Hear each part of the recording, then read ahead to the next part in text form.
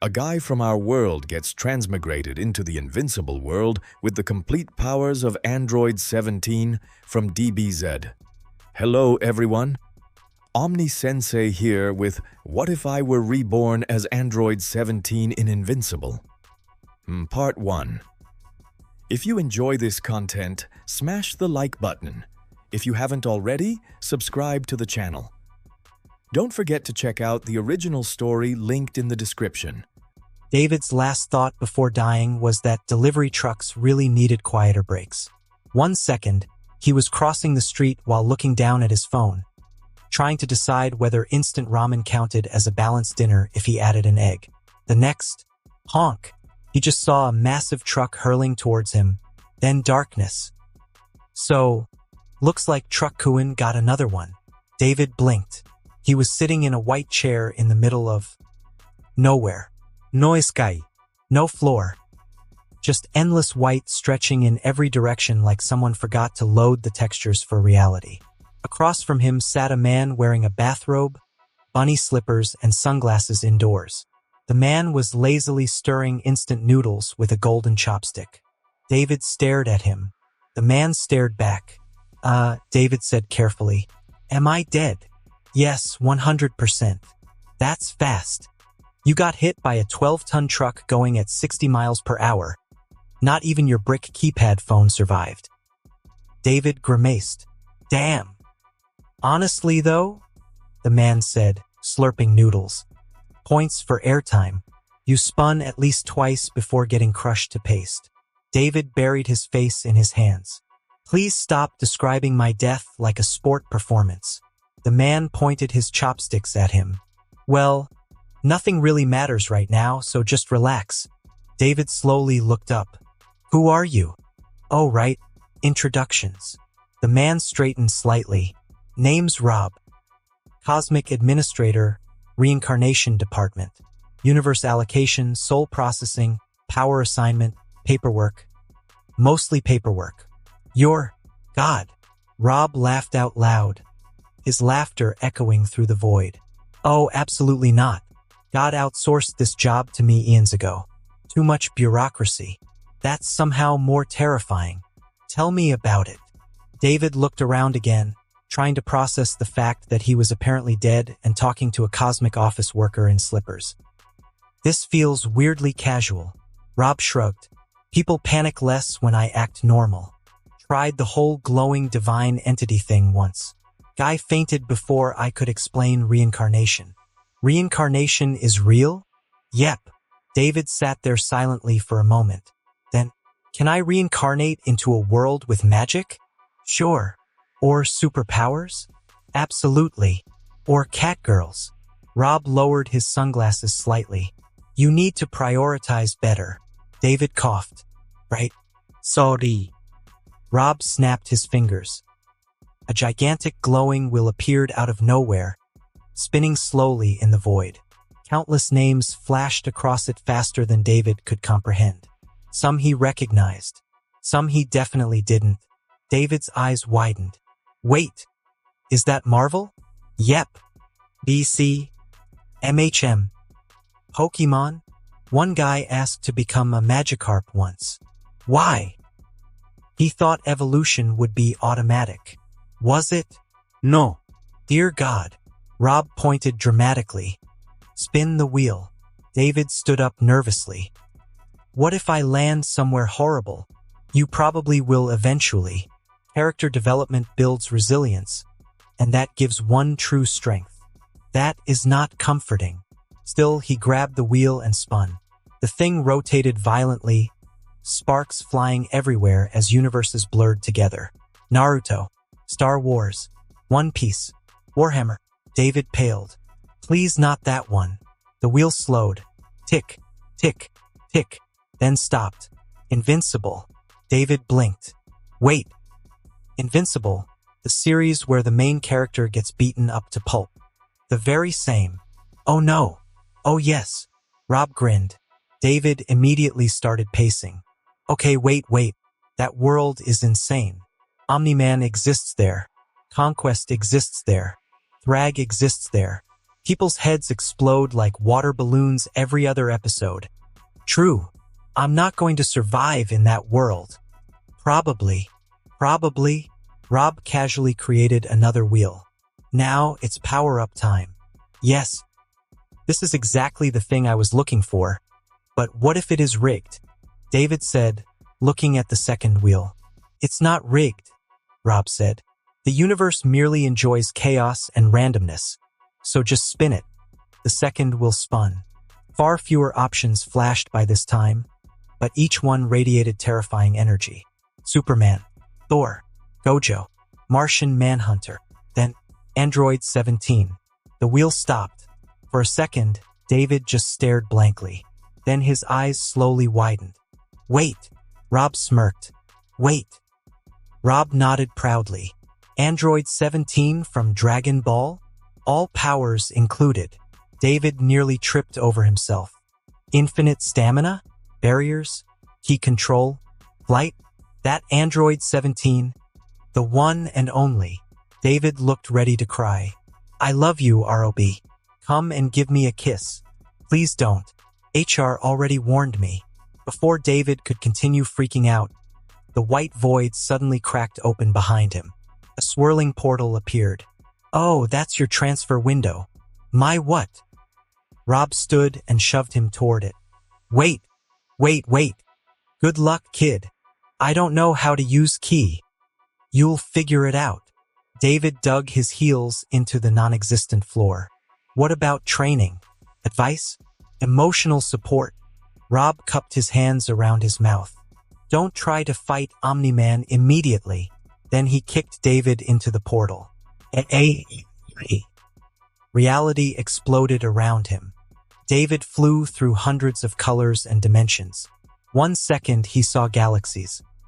The next day he swore he saw SpongeBob fighting Darth Vader. What is this trip? Another portal opened beneath him. Then another. His stomach officially resigned from existence. Finally, wham! David crashed face-first into a pile of garbage bags in a dark alley. Ow! He groaned and pushed himself upright slowly. Rain drizzled from the cloudy evening sky. Neon lights reflected off puddles nearby. Car horns echoed in the distance. For a moment, David just sat there breathing heavily. I'm alive. Then he froze. His voice sounded different. Deeper, smoother, stronger. The kind of voice that sounded like it belonged in movie trailers and ads. Ha! David frowned and stumbled toward the alley entrance where a convenience store window reflected his appearance. And he immediately stopped dead. He looked exactly like the adult version of Android 17, but far more polished and striking in every way. His features were sharp yet smooth. His style was immaculate, and the quiet intensity in his eyes made him seem effortlessly untouchable. Holy shit! The guy staring back at him looked like a walking magazine cover. Not just handsome, not just attractive. He was built as if someone had taken every absurd male power fantasy and turned it into a living human being. He was tall, easily 6'5", maybe more, with a physique that looked like it was carved from stone instead of flesh. Broad shoulders that stretched the fabric across his frame, tapering down into a perfectly narrow waist. Lean muscle packed onto a perfectly built frame. It almost felt like his body contained far more strength than the world around it could handle. Even standing still, he looked dangerous. His face somehow made everything else unfair. A sharp jawline with high cheekbones and straight nose. It had perfectly balanced features that looked almost inhuman in symmetry. If Luke Smaxing were a competition, then he would surely be the final boss. Long black hair fell naturally over his piercing blue eyes. David touched his own face cautiously. The reflection copied him. No way. He turned sideways. Still hot. He flexed experimentally. ABS. Visible abs. In his old life, David had been painfully average. Average height. Average looks. Average everything. And now? Now he looked like the protagonist of a billionaire romance novel who probably owned 3 yachts and emotionally unavailable hunter's eyes. This is so weird, he muttered. Why do my cheekbones have better genetics than my entire previous bloodline? David kept staring at himself. Then he noticed the suit. Okay, now this definitely feels illegal. He wore a fitted black combat bodysuit that closely traced his lean, battle-hardened physique, which gave him a sharp and agile appearance. Over it rested a steel blue chest plate. Faded tan straps rested across his shoulders and sides, giving the suit a rugged, practical feel rather. Around his neck sat a deep maroon scarf, loosely wrapped and slightly worn at the edges, moving faintly with the wind and adding a quiet, wandering intensity to his presence. His black pants were layered, reinforced, and clean in design, fitted enough to match his sharp frame without looking restrictive. A pair of plain black combat boots, which blended seamlessly with the dark tones of the rest of his outfit, completed the final look. The materials looked advanced, far beyond normal fabric. Smooth, seamless, almost alien, probably a gift from ROB. It highlighted every inch of his physique without looking awkward somehow. If anything, it made him look even more absurdly heroic.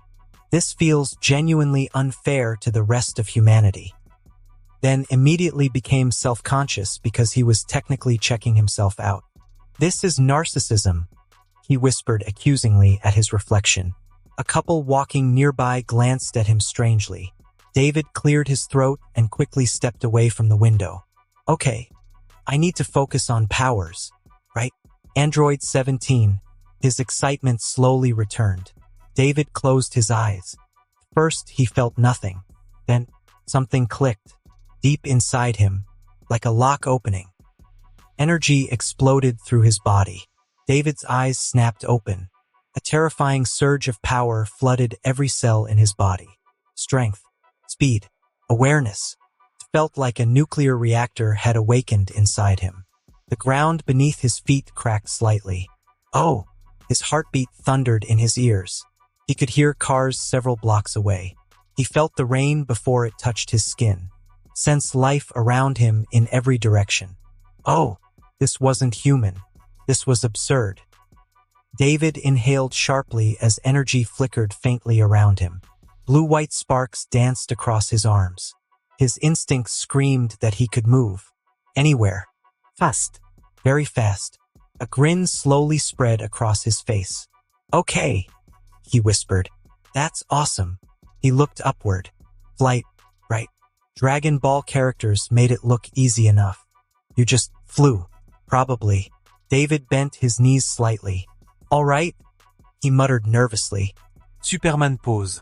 Let's just commit to the bit entirely. He pointed himself upward dramatically, then pushed off the ground. The alley vanished instantly. Boom! The sound barrier shattered behind him like glass. David's scream was ripped away by the wind. Oh my God! Buildings became blurs. Clouds exploded around him. Multiple sound barriers shattered. His brain barely processed movement before. Silence. Complete silence. David blinked.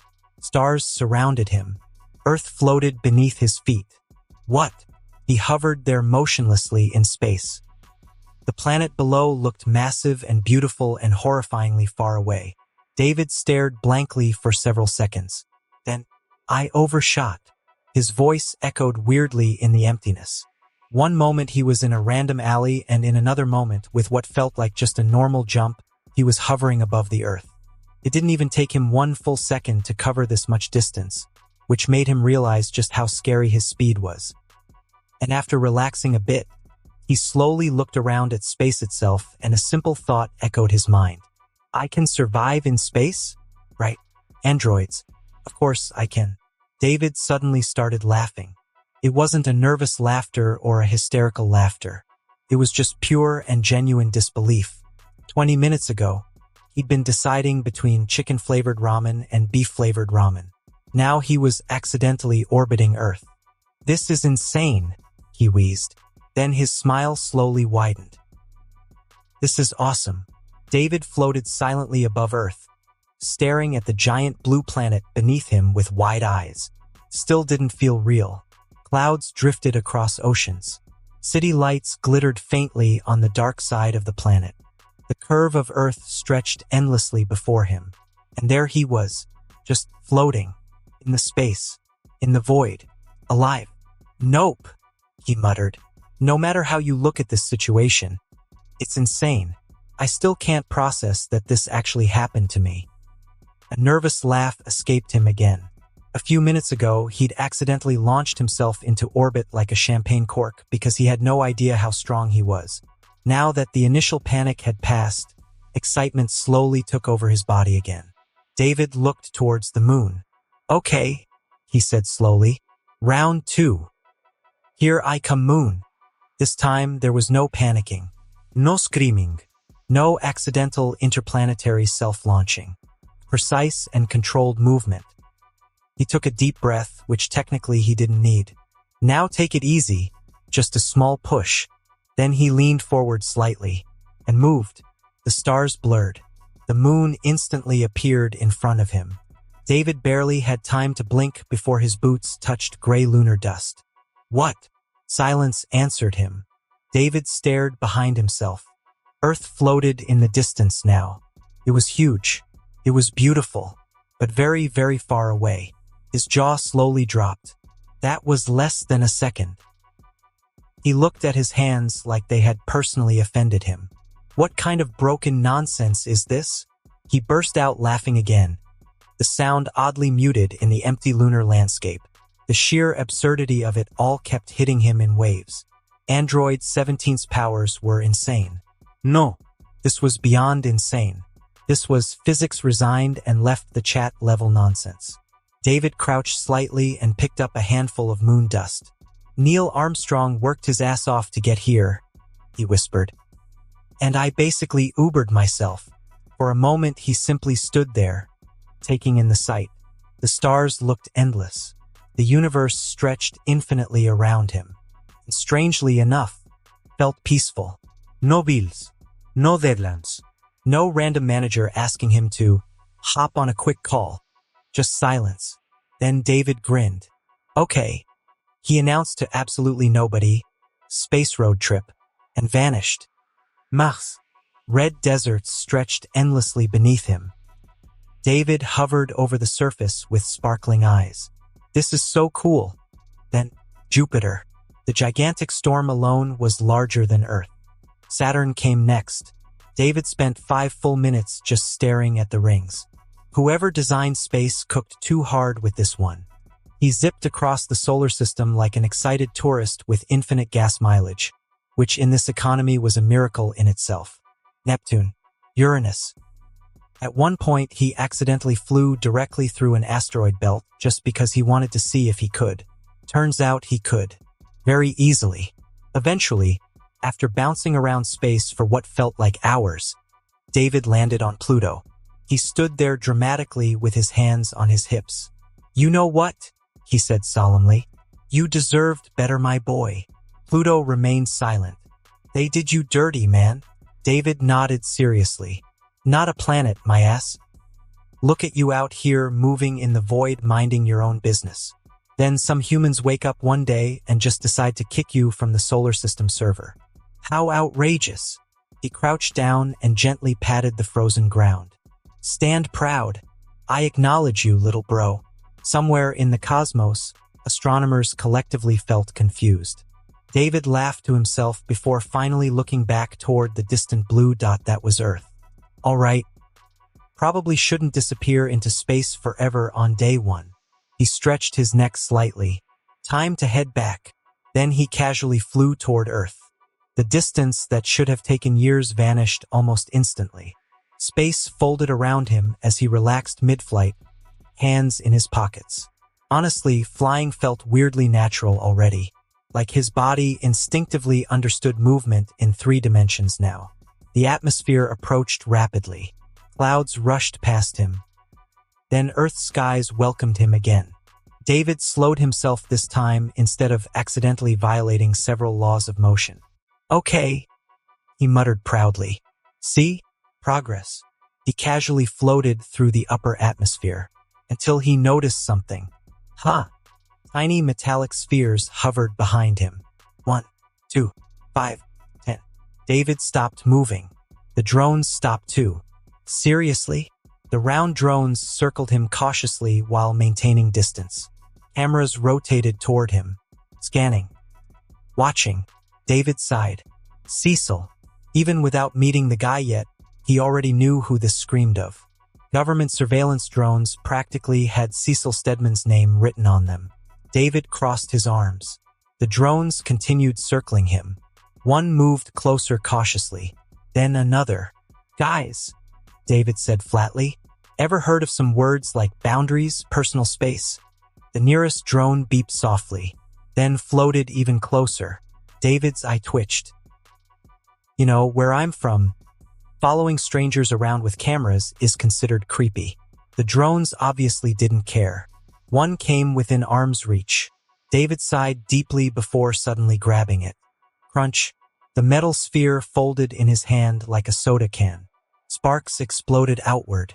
The remaining drones immediately backed away. Oh, now you understand boundaries. David looked at the rest of them. Honestly, he was very tempted to destroy all of them. He hated being watched, especially after literally being reborn like 2 hours ago.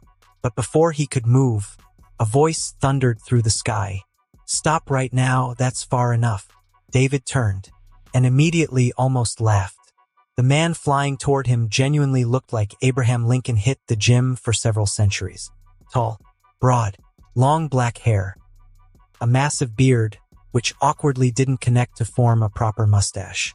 A blue superhero suit with white and yellow stripes stretched across his muscular frame. The Immortal. David recognized him instantly.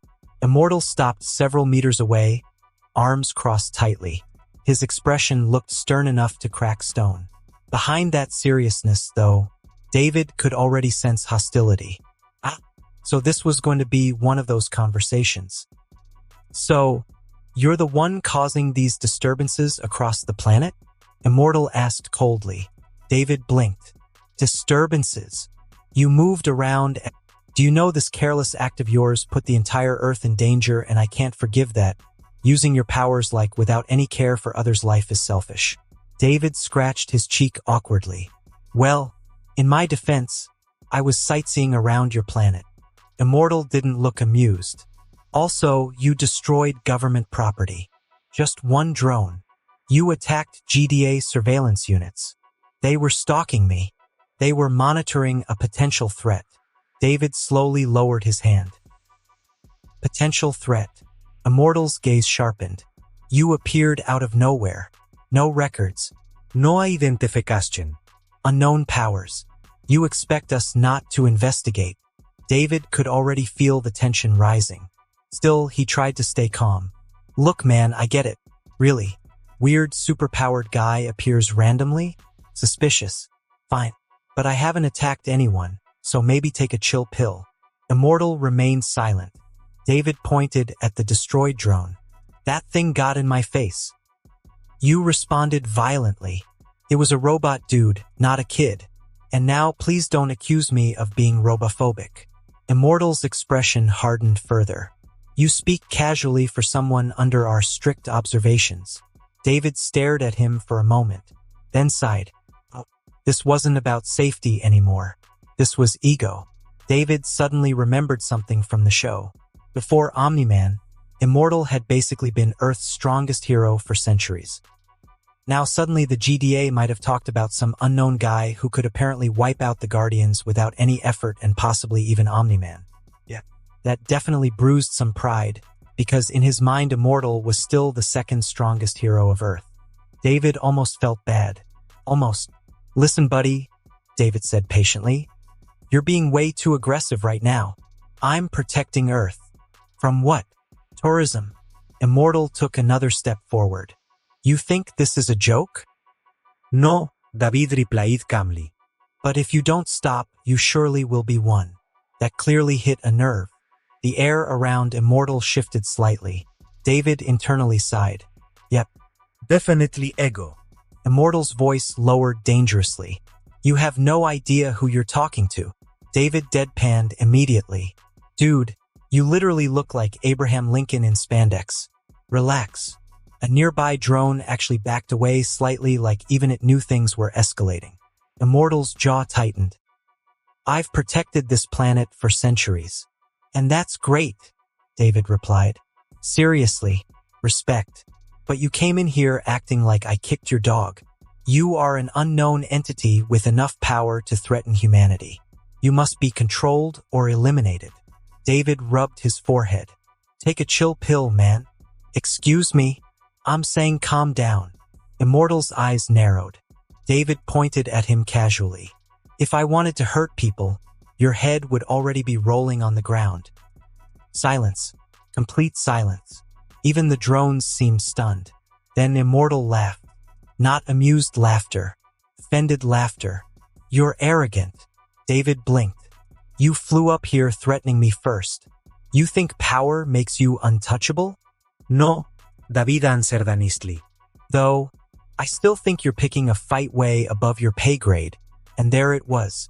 The final blow to Immortal's pride. David actually saw the exact moment logic left the building. Immortal exploded forward. Boom! The sky shattered behind him. His fist shot directly toward David's face. Fast. Extremely fast. For most people, probably impossible to react to. For David, felt slow. Painfully slow. David tilted his head slightly. Immortal flew past him. The eyes widened briefly. Then David casually grabbed him by the throat mid-flight. "Ha!" David muttered.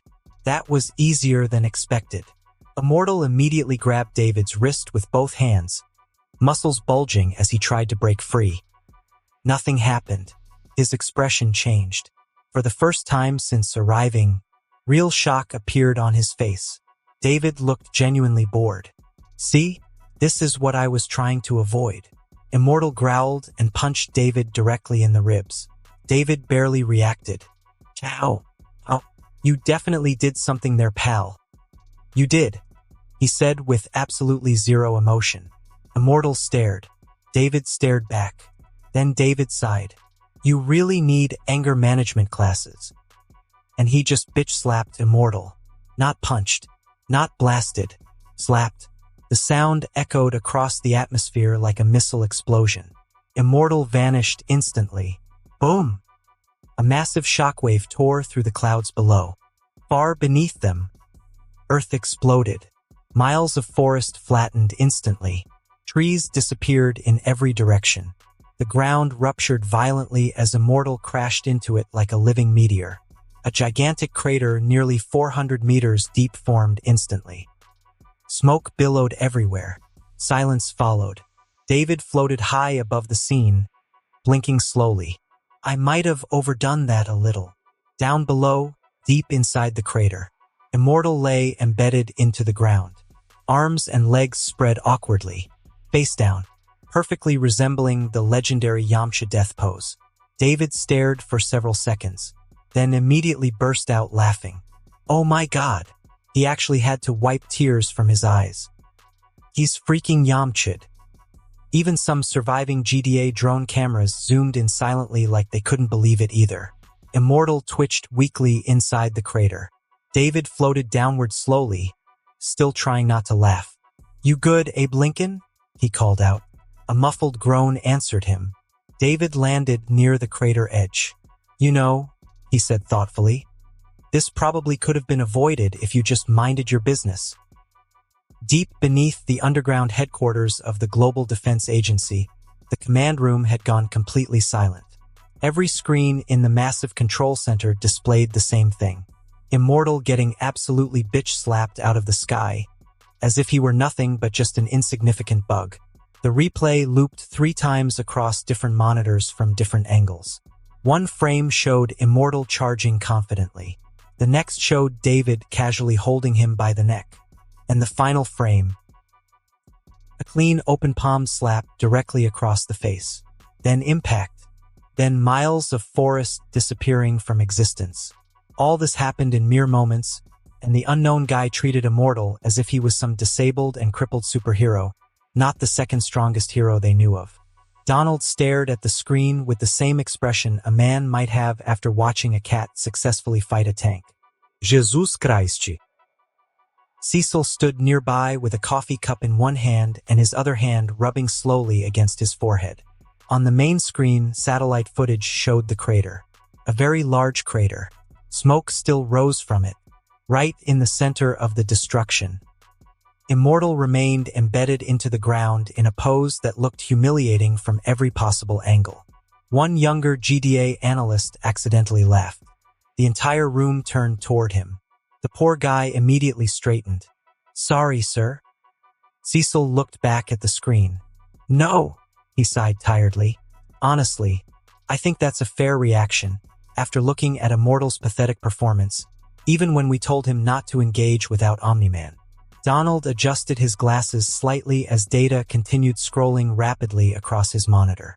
"We've confirmed approximately that at least 30 square miles of forest has been destroyed from that impact alone. And the unknown?" Donald glanced at another screen. Still hovering over the crater, Cecil took a long sip from his coffee. "Of course he is." Neither of them spoke for several seconds. The atmosphere in the room felt heavy. Not because of the destruction. Not even because Immortal got folded like cheap laundry.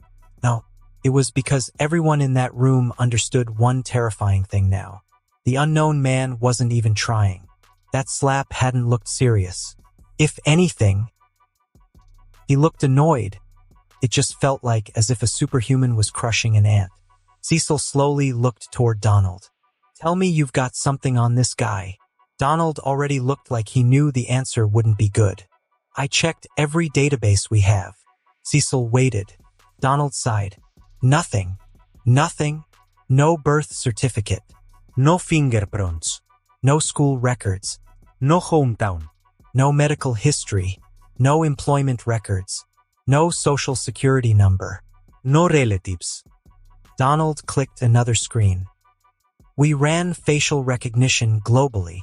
And no matches. Military? No. Foreign intelligence? No. Alien databases?" Donald paused.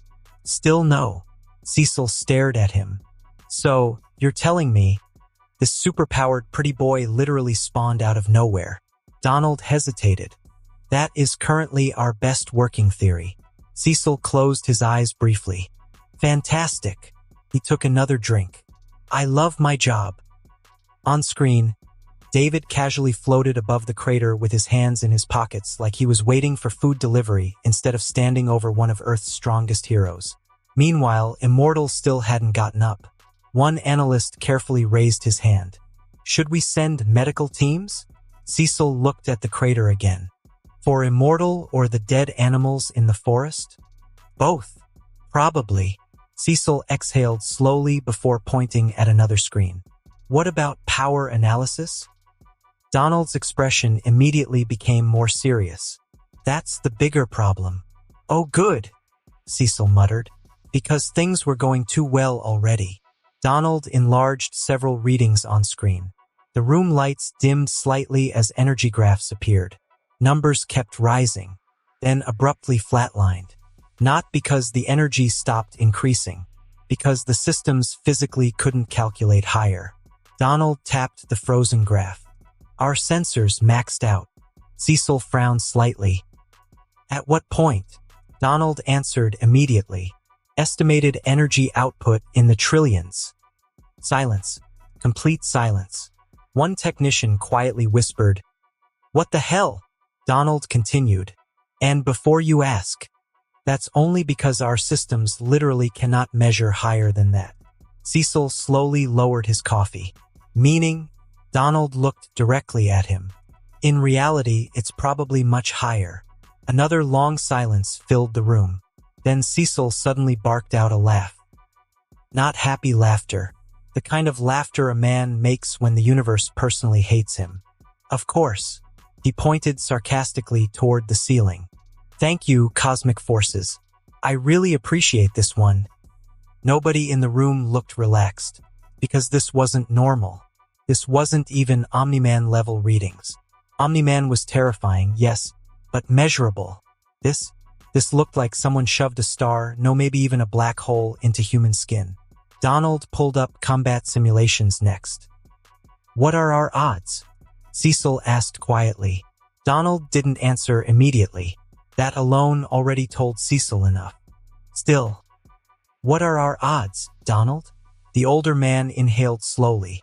Against the individual currently on screen? Yes. Donald looked him directly in the eyes. 0%.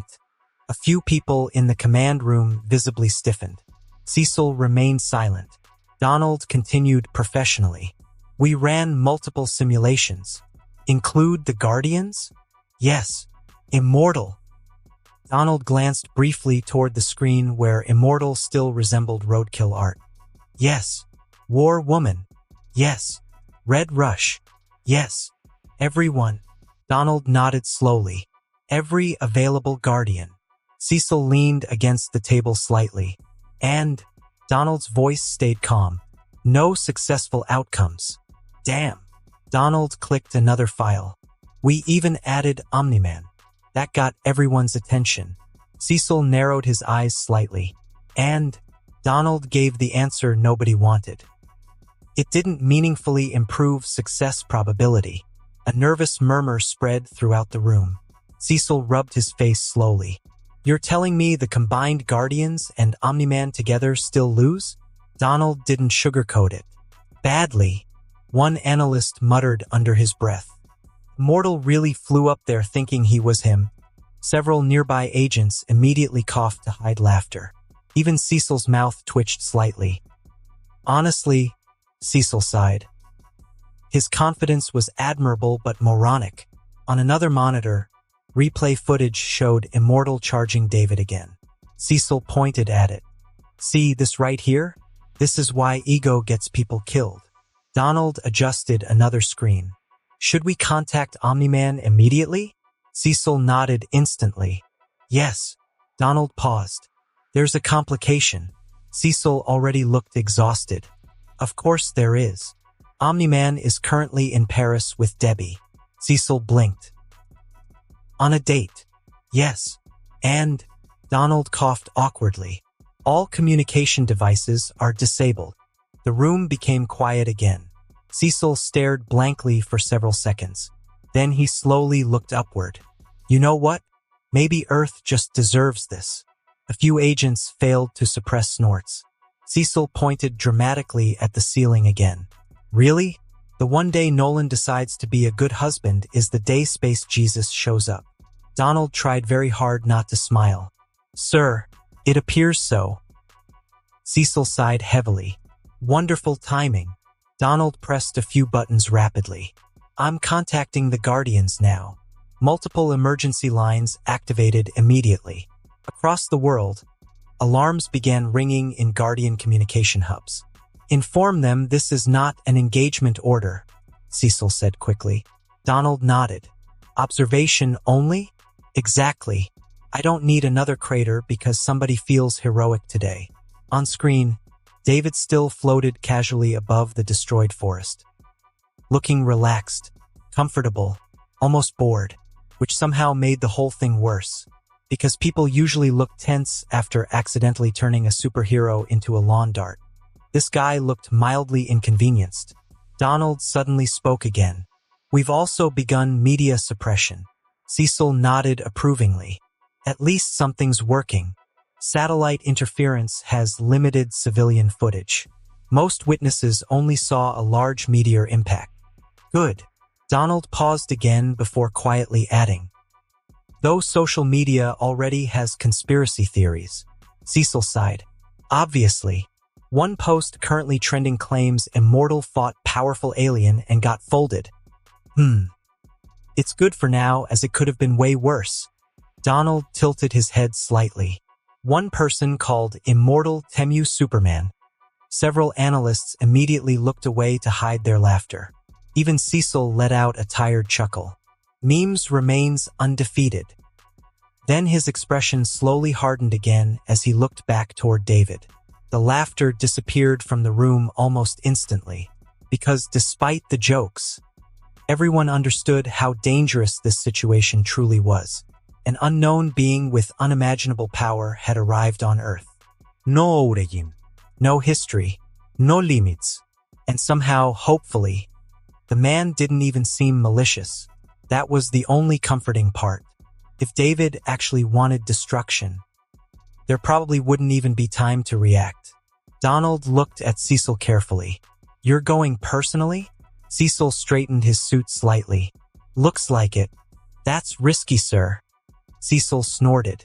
"Donald, if he wanted me dead, I'd already be dead." "That's fair point." The teleportation platform nearby activated with a mechanical hum. Before stepping forward, Cecil stopped briefly. "Any advice?" Donald thought for a moment. "Sir, just try not to piss him off." Cecil stared at him. "That's your advice?" "Sir, you saw what happened to a mortal, and I really don't want to prepare a coffin for you." "Again, fair analysis, Donald." Cecil stepped onto the platform. Bright blue energy surrounded him. Then, flash. The forest still burned lightly around the crater. Trees remained flattened for miles. Dust floated through the air. And high above everything, David hovered calmly in the sky. Honestly, he looked more annoyed than angry now. He glanced downward again at the crater. "Buddy, you alive down there?" A weak groan answered him. "Probably good enough." Then, blue light flashed nearby. David turned around. A man in a dark suit appeared suddenly beside the crater, holding a coffee cup like he'd just teleported out of a business meeting instead of into a disaster zone. Cecil looked upward calmly. "All right," he said loudly. "I think that's enough property damage for one afternoon." David blinked. "Oh. Now who are you?" Cecil pointed lightly with his coffee. "I'm Cecil Stedman, Director of the Global Defense Agency, and my job is to protect Earth against any kind of existential threats. And you're apparently the guy who turned our oldest and strongest hero into modern art." From the crater below came a weak, offended, "I heard that." David actually laughed. "Okay, that was funny." Cecil relaxed slightly hearing that. Good. Humor meant less immediate murder potential. Always encouraging. The GDA director slowly walked closer towards the crater edge while maintaining eye contact with David. Now, no sudden movements, okay?" Cecil said casually. "I'd like this day to end with Earth still intact." David floated downward slightly. "That depends. Are you also going to start yelling at me?" Cecil immediately shook his head. "Oh God, no." Immortal already tried the regular alpha male macho routine. He glanced at the crater, and it didn't seem very effective. Another groan came from below. David laughed. Cecil noticed immediately. Interesting. The unknown wasn't unstable. Annoyed, yes. Dangerous beyond comprehension? Absolutely. But he wasn't a bloodthirsty creature, which made negotiation possible. Hopefully. Cecil took another sip of coffee. "So," he said calmly, "how about we try this again without anybody getting punched or slapped?" The forest was quiet, apart from a few groans of immortals once in a while, and smoke drifted through the air. Dust clouds slowly settled around the massive crater that was carved into the earth. And somewhere at the very bottom of that crater, the oldest hero on Earth was still trying to remember his own name.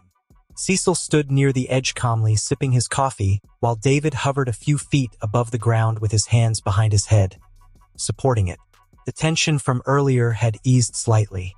It hadn't gone completely, but it was eased enough that Cecil no longer felt like he was standing next to a living extinction event that might randomly decide to erase North America because someone breathed too loudly. That surely counted as progress for him. Below them, Immortal groaned again.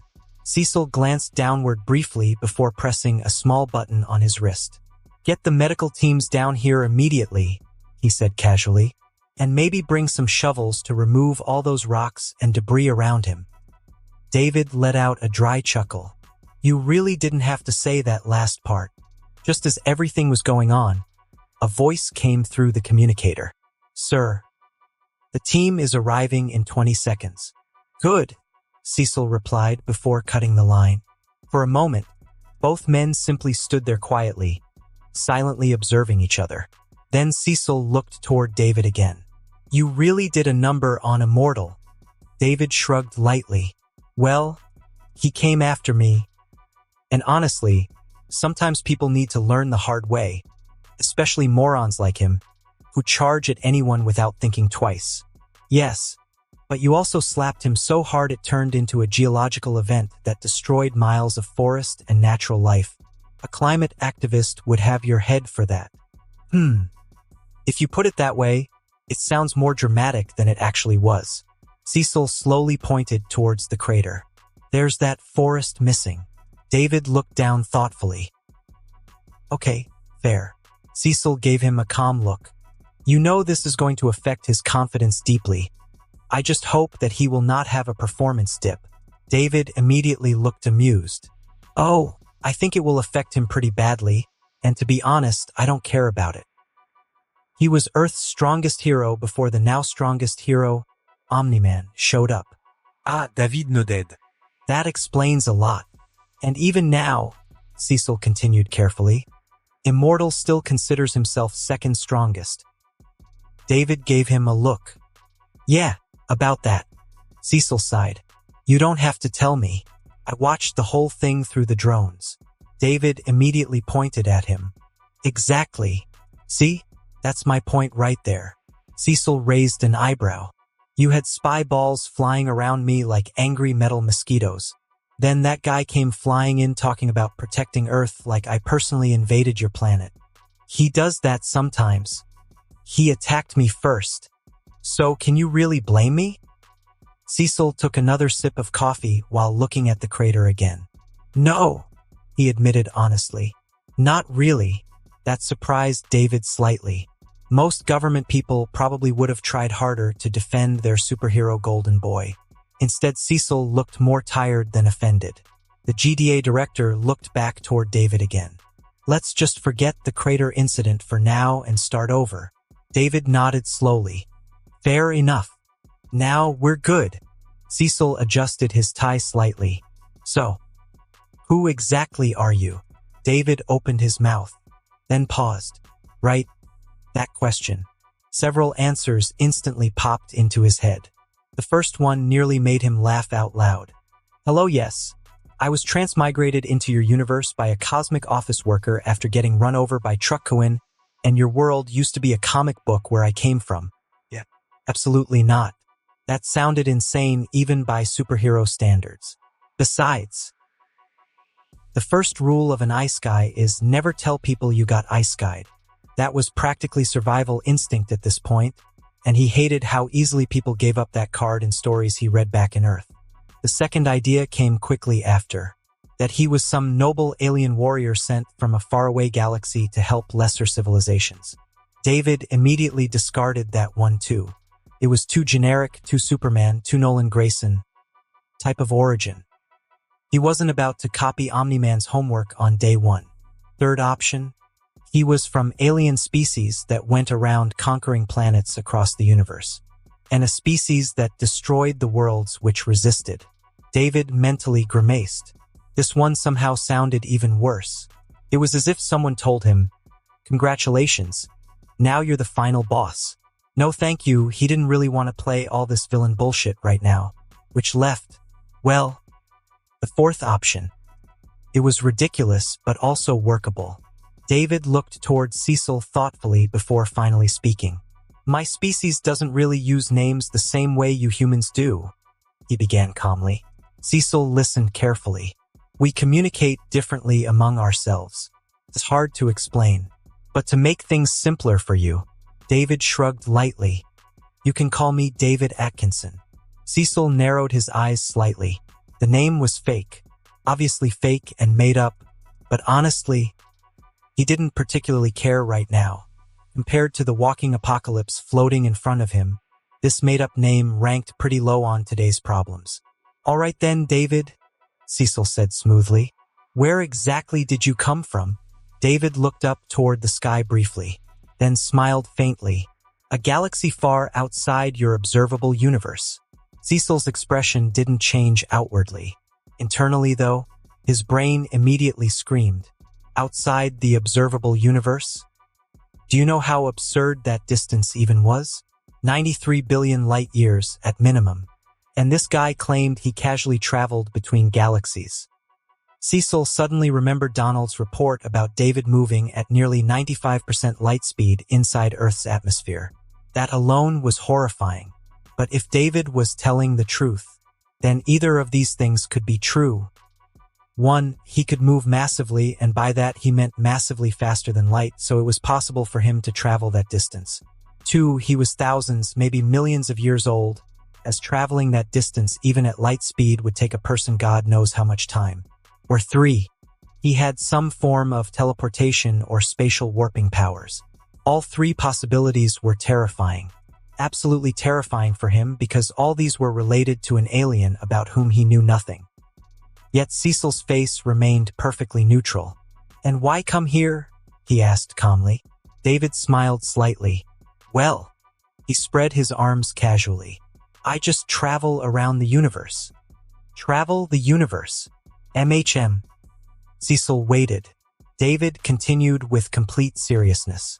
"I visit different worlds, explore cultures, try food, experience entertainment, sports, music, architecture, alcohol, etc. of these worlds." He smirked slightly and added, "Sometimes different female species too." Cecil remained silent. David continued anyway. "What's the point of crossing galaxies if you don't actually enjoy yourself? Different planets have different lifestyles, different species, different ideas of fun." He shrugged casually. "Some worlds are boring. Some are fascinating. Yours looked quite interesting to me." Cecil stared at him for several seconds. "You're telling me you cross impossible cosmic distances basically for fun?" David pointed at him immediately. "See, now you get it." Cecil was happy that the guy in front of him didn't give some vague and altruistic reasons like Omni-Man did, who at that time was lying, so right now for him this made things realistic and understandable. But this answer was somehow both reassuring and deeply concerning. On one hand, the guy in front of him was just like an adventurer with explorer mindset. This part was understandable. On the other hand, this man apparently arrived on Earth because he felt like sightseeing, which meant Earth's continued survival currently depended entirely on whether Space Jesus remained thoroughly entertained. Fantastic. This was absolutely fantastic.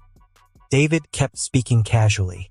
"I usually choose worlds randomly, as this makes things more fun, and sometimes you find hidden gems that way."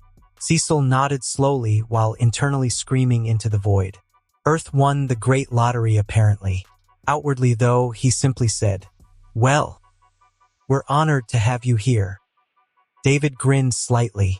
"As you should be." Cecil almost laughed. This confidence was unbelievable. But weirdly enough, it didn't feel malicious. It was just absurdly self-aware. Cecil looked upward slightly. "You understand why everyone's nervous, right?" David nodded immediately. "Honestly? Yeah, this is a fair reaction, which I have seen many times before.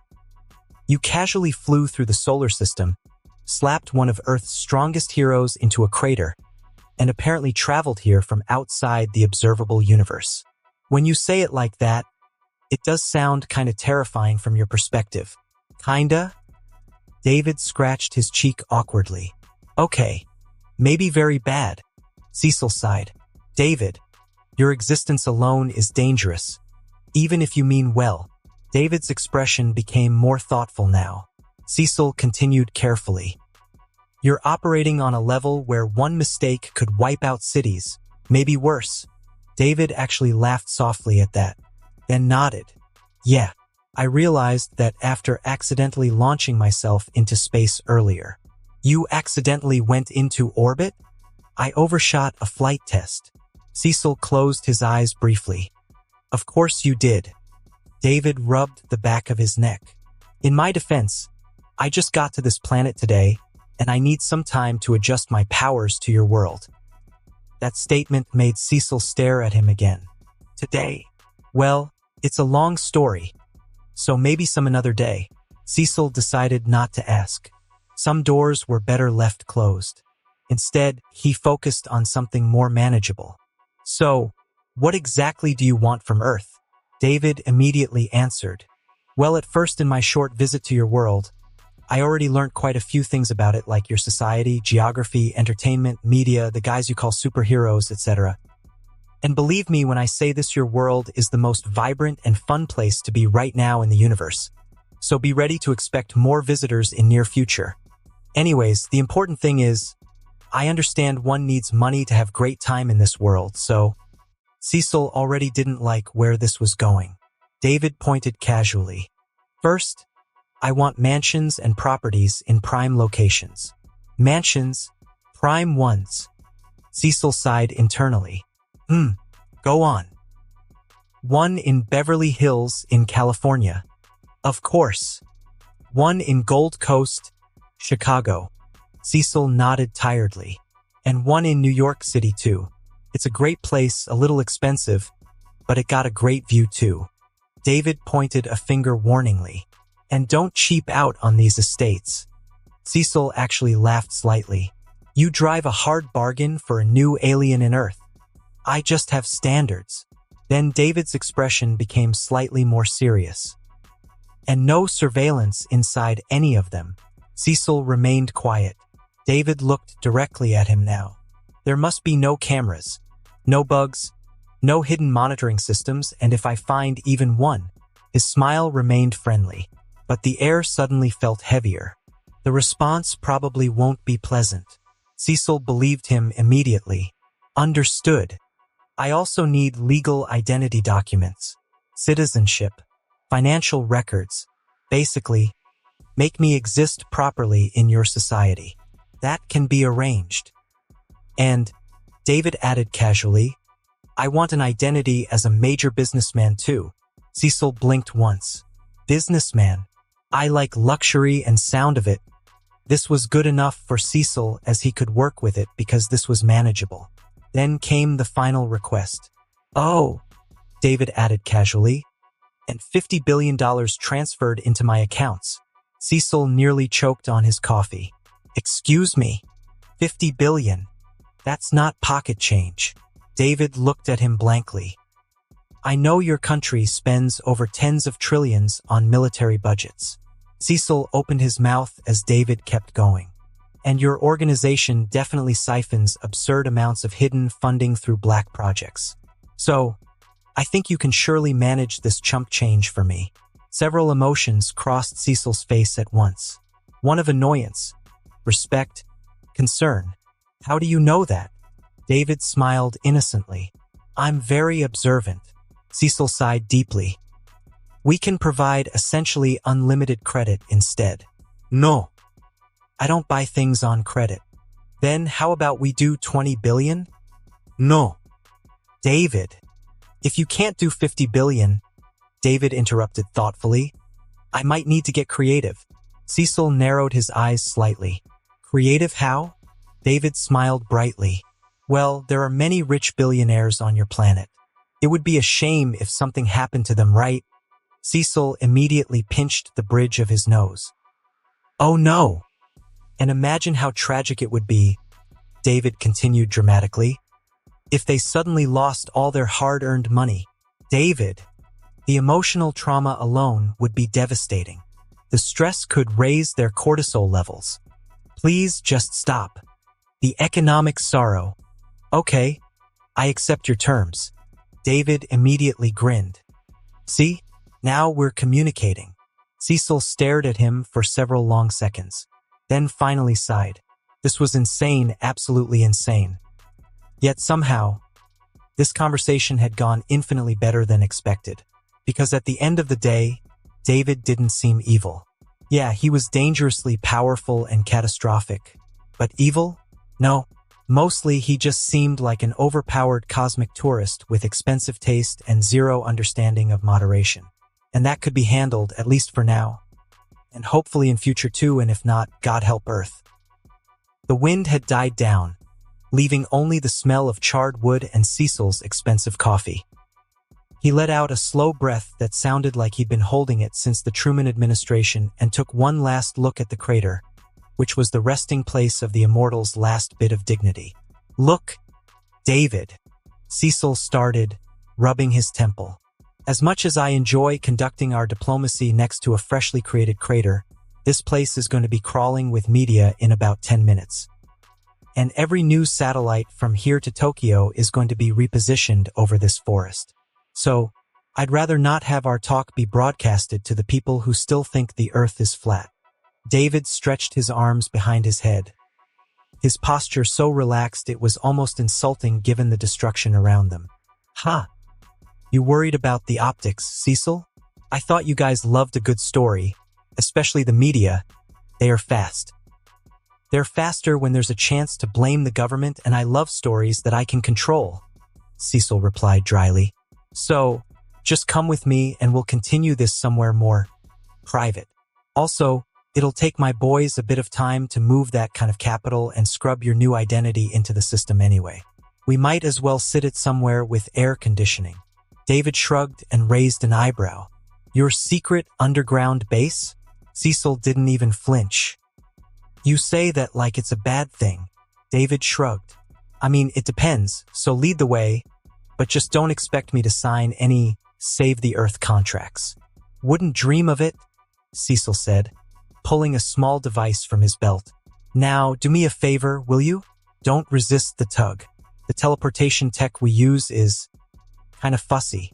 If you brace against it, you might end up in completely different zip codes. David tilted his head slightly. Wasn't planning to. I'm curious how your tech works. Please just try not to break it. A faint blue glow began forming around them. David felt it immediately. A strange force tugging at him. Not painful, not aggressive, just insistent. To him, it felt like a toddler trying to pull a mountain with a piece of string. He could have easily anchored himself, but he let the force take him. A flash of brilliant blue light swallowed the forest, and in the blink of an eye, the smell of burnt wood was replaced by the sterile, fresh air of the GDA's headquarters. They stood inside a massive facility. Bright lights were everywhere and armed personnel scattered throughout the area. And dozens of eyes instantly locked onto David as agents in tactical gear scrambled past, stopping mid-stride to stare at the man who had just dismantled one of the world's strongest heroes. Some were nervous, some scared, and some tried very hard not to look scared. David looked around slowly. Nice place you got here. Cecil gestured forward. Come on and try not to break anything. Although the floor is reinforced, I have a feeling that doesn't mean much to you. They began walking. Agents subtly stepped aside, creating a path. Nobody wanted to be the guy who accidentally bumped into the walking natural disaster. David noticed it immediately. You know, he said casually, they're acting like I might explode. David commented, walking beside him with his hands in his pockets. Cecil didn't look at him. Well, can you really blame them? They watched the same footage that I did. And to be frank, I'm still shit scared of you. Understandable, to be honest. They continued walking toward a large elevator at the end of the corridor. So, David said after a moment, you always bring unknown alien entities straight into your headquarters? No, Cecil replied. Usually, they don't ask for real estate and bank transfers first. David smirked. Hey, I got priorities, man. The elevator doors opened with a soft ding. They stepped inside. As the doors closed, Cecil leaned slightly against the wall. For what it's worth, he said calmly, you've handled this situation better than most. David looked at him. That's supposed to be reassuring for you? It means you didn't start leveling cities. Frankly, that's a low bar. You'd be surprised how few actually even pass that. The elevator descended quickly. Silence filled the space for a few seconds. Then David spoke again. So, how bad is it down there? Cecil didn't pretend to misunderstand. Immortal. Yeah. He's rough but will live and recover in a few months. David nodded. Good. It would have been awkward if I had killed him with an accidental backhanded slap. That would have really complicated things. The elevator slowed down. Cecil straightened his back and looked at David, unsure what to say. Just one thing. David looked at him. The people you're about to meet? Cecil continued. Well, they aren't that intelligent, and they're probably going to be very tense and maybe directly aggressive or hostile to you. So, I hope you can let that slide and let me handle them. David shrugged it off. I figured as much. They're used to being the strongest on this planet. David's lips curved slightly. Keyword being used to. Cecil sighed. Try not to antagonize them. No promises from my side, David said honestly. The doors to the main briefing room opened.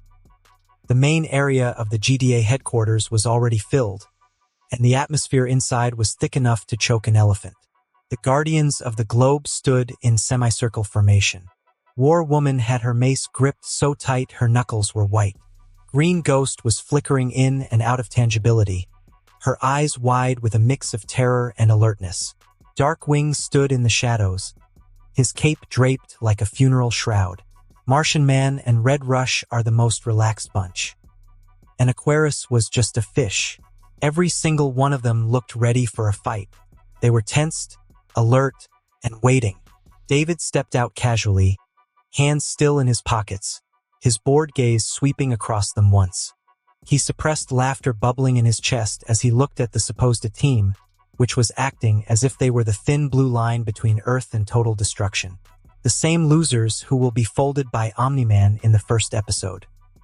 But he maintained a neutral expression outwardly and just gave them a brief look. He didn't say anything. He didn't need to. That one look alone made the room feel heavier. Then he simply walked forward, like they weren't even there. Behind him, Cecil stepped out and immediately raised a hand. Everyone relax. But that didn't happen. War Woman stepped forward first, her grip tightening around her weapon. You're asking us to relax? She said sharply. And you brought him here after seeing what he just did to a mortal? Green Ghost stood slightly beside her. That wasn't just a fight, Cecil. That was a demonstration, and his other actions are even insane. He's a walking bomb, and he could have killed a mortal. David rolled his eyes slightly. Could have? Give me a break and accept it, will you? He thought. Also, we heard about your talk with him and his extensive demands, and you just agreed to all of them. Did you forget we here in America don't negotiate with thugs and terrorists? War Woman's voice echoed across the room. Cecil stepped forward, raising his hands in a calming gesture, though his face remained a mask of weary exhaustion. Everyone take a breath. David is a guest. A very expensive and very powerful guest. We are just settling his status as a temporary resident of this planet for a while. Regarding the issue about Immortal, from the way I see it, he initiated the fight. David simply concluded it. Concluded it? Darkwing stepped forward next, his cape shifting slightly as he spoke. His eyes were locked on David through the lenses of his mask. What's the plan here, Cecil? Because from where I'm standing, this looks like you invited a potential extinction-level threat into the heart of our main base. He created an earthquake. He showed zero restraint to minimize damage, zero regard for Immortal's life. Cecil, you're being reckless. What are his physiological weaknesses? What are his limits? We need a contingency plans, and I need time to prepare them just like I have done for all members of Guardians or any other powerful variable. You brining this guy here increases the risk of exposing our operation base and how things work around here. David almost laughed. Temu Batman is already doing his thing. A small, mocking smirk played on his lips. He thought about the original timeline about how this guy, with all his gadgets and prep time, ended up smashed against a wall like a housefly when Omni-Man decided he was done playing hero. Contingency plans, my ass, David thought. Everyone has a plan until they get punched in the face, and this guy doesn't even have plot armor like Batman does. Cecil raised both hands slightly. I'm handling it. That's not an answer, War Woman shot back. He made outrageous demands, Green Ghost added. And you agreed to them? David leaned slightly to the side, watching all of this like it was live entertainment. This is wild. Cecil's voice hardened slightly. I agreed because none of you are stopping him if he decides to take what he wants. As much as it bruises your ego, fact of the matter is you're all weak. That hit too hard. A brief silence followed as egos were bruised instantly. David gave faint smile. Darkwing stepped forward again. And what exactly are we supposed to do then? Just trust him? His eyes flicked toward David briefly, sharp and calculating. Because I don't trust anything that can't be controlled. Ah yes, David thought. Here he comes again with his useless plans. He could practically see the gears turning in Darkwing's head. Weakness analysis, combat strategy, possible countermeasures. David almost felt bad. Almost. Then again he remembered exactly how that worked out for him in the original timeline. Splat. He had to suppress a laugh. Man really thinks he's cooking. Cecil exhaled slowly. We really don't have a choice, so just get in line. That only made things worse. War Woman clenched her jaw. So we just sit here while he does whatever he wants? No, Cecil replied. We work around it. David tilted his head slightly. That's one way to say cope. Then David spoke up, his voice dripping with casual disdain. You're the one who likes shadows, right? Darkwing? Or is it Budget Wing? Or is it Prep Wing? I will just save you time, as I feel you're looking for my weakness. You won't find anything because there are none, so calm your tits and listen to your boss. Don't bait him, Martian Man cautioned, his voice deep. Beside him stood Red Rush, who was focused, alert and calculating. Smart, David noted internally. At least someone here understands the situation. Red Rush probably knew, if things went bad, he was the only one who might be able to stall David long enough for others to make a run for their life. Even he didn't believe he could win. Not even come close. At max, maybe just hold him for a while. David respected that. Meanwhile, the rest kept talking, arguing, questioning, trying to make sense of something they couldn't control. And honestly, it was starting to get boring. These are the guys who got wiped in episode 1, David thought. And they're standing here acting like they're gonna handle me? He almost sighed. Do I even bother saving them later? Because he knew. He knew exactly what was coming. Man. And right now, without Immortal, this fight would end even faster. 5 minutes, David thought lazily. Maybe less. Enough! War Woman stepped forward, her mace leveled. Cecil, this is irresponsible. You are inviting him just because you're too afraid to fight him, but I'm not. And I'll not accept you putting millions in danger. And who's going to stop me? David asked, turning his gaze toward her. You? With the stick? Or the girl who turns into a cloud? You're all very brave when you're fighting bank robbers in spandex. But let's be real here. You're arguing over the seating chart of a plane that's already been hijacked. Cecil groaned. David, please. Guardians, stand down. We aren't fighting. Suddenly, the tension was broken by a wet, slapping sound. Querus, the king of Atlantis, or whatever equivalent this version had. The fishman stood tall, chest puffed slightly. Unlike the others, he didn't look scared. He looked fascinated. He moved with a clumsy, wet gait, his fish-like features glistening under the lights. I am Aquarius, Lord of the Seven Seas, he declared proudly. David blinked once. Oh no. Instantly, a memory flashed. A certain superhero from another series. The Deep. David nearly lost it. Bro, and not this again. Deep was cool, acting like a funny, selfish bro and all that. But honestly, he was just a pathetic fish bastard. Aquarius stepped closer. Too close. Way too close.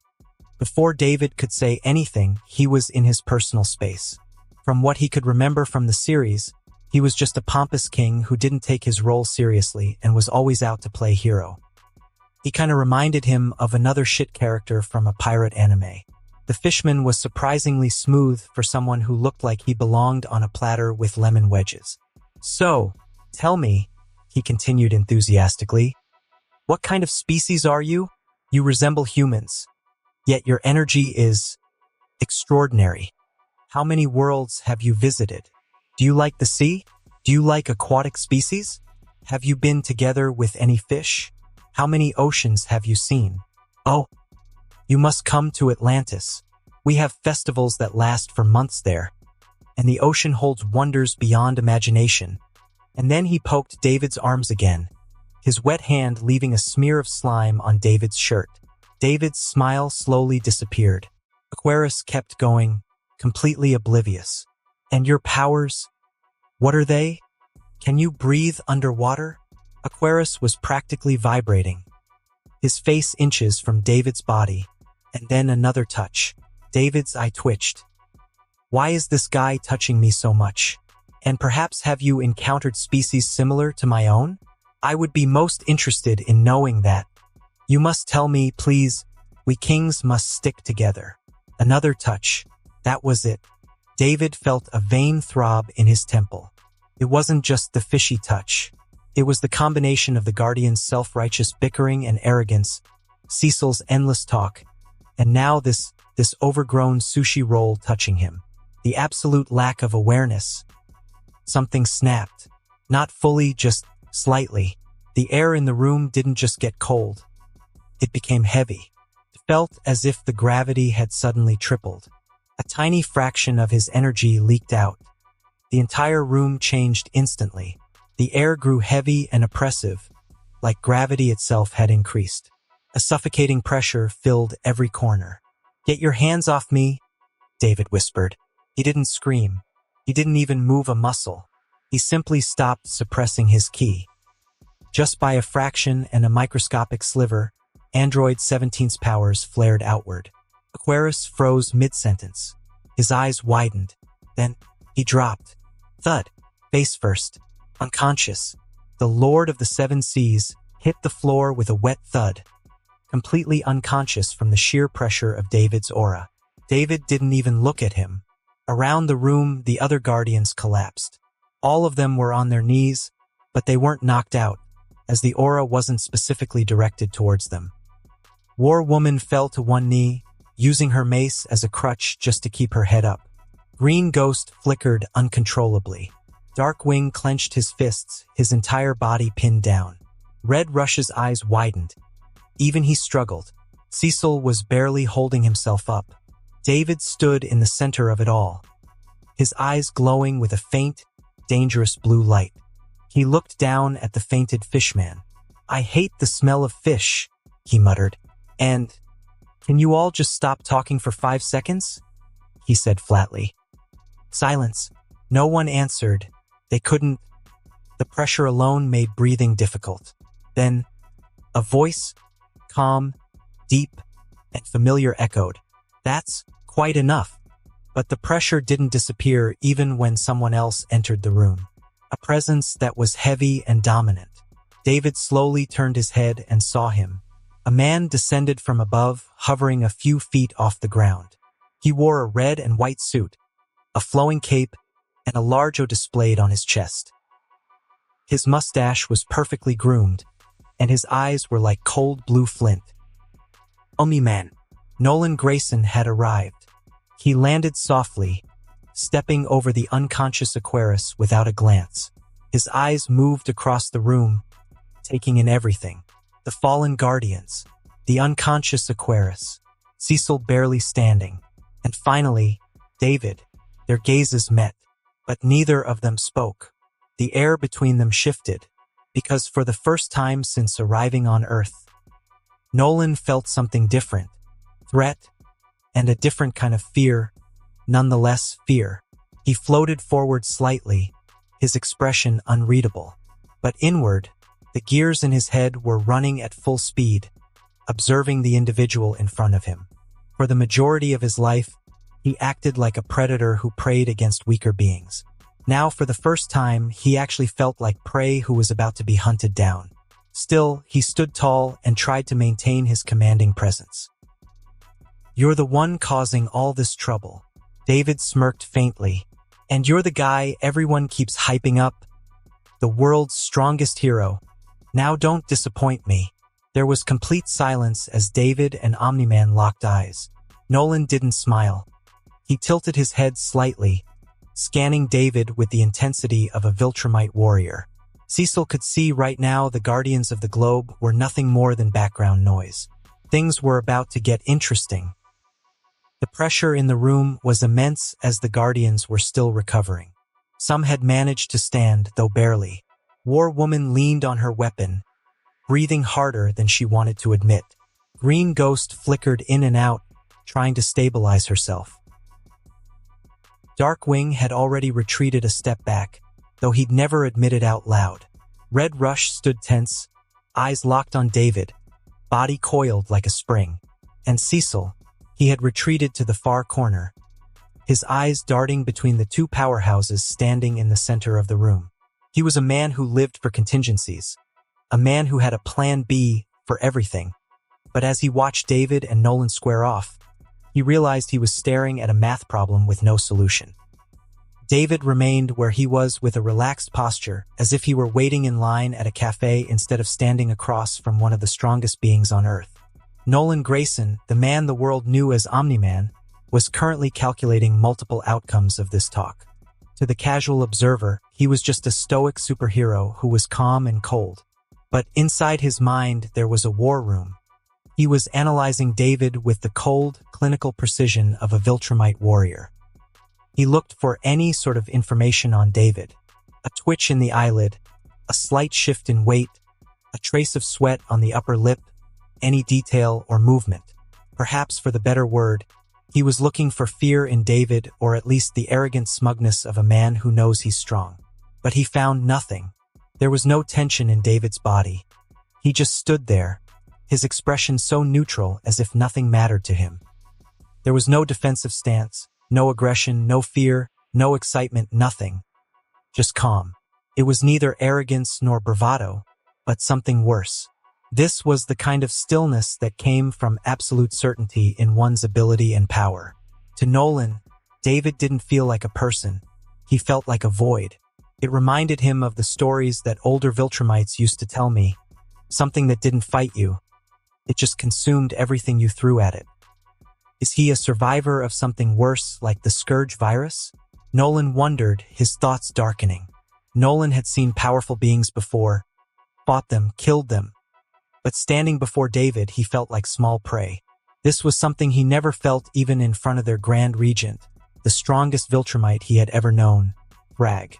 And right now he decided to play it safe and first understand what the guy in front of him wanted, as the stakes had tripled for Nolan since yesterday. Because right now, Earth wasn't just another random conquest project for him. Mark had awakened his powers, which changed everything. It meant this was their chance, a final chance to make sure of the continuation of the Viltrumite race.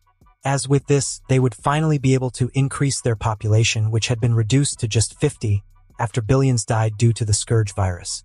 For them, Earth was no longer just a planet to be conquered. It was the light for the next generation of the Empire, a way to restore the Empire to its former glory and to make Viltrum great again.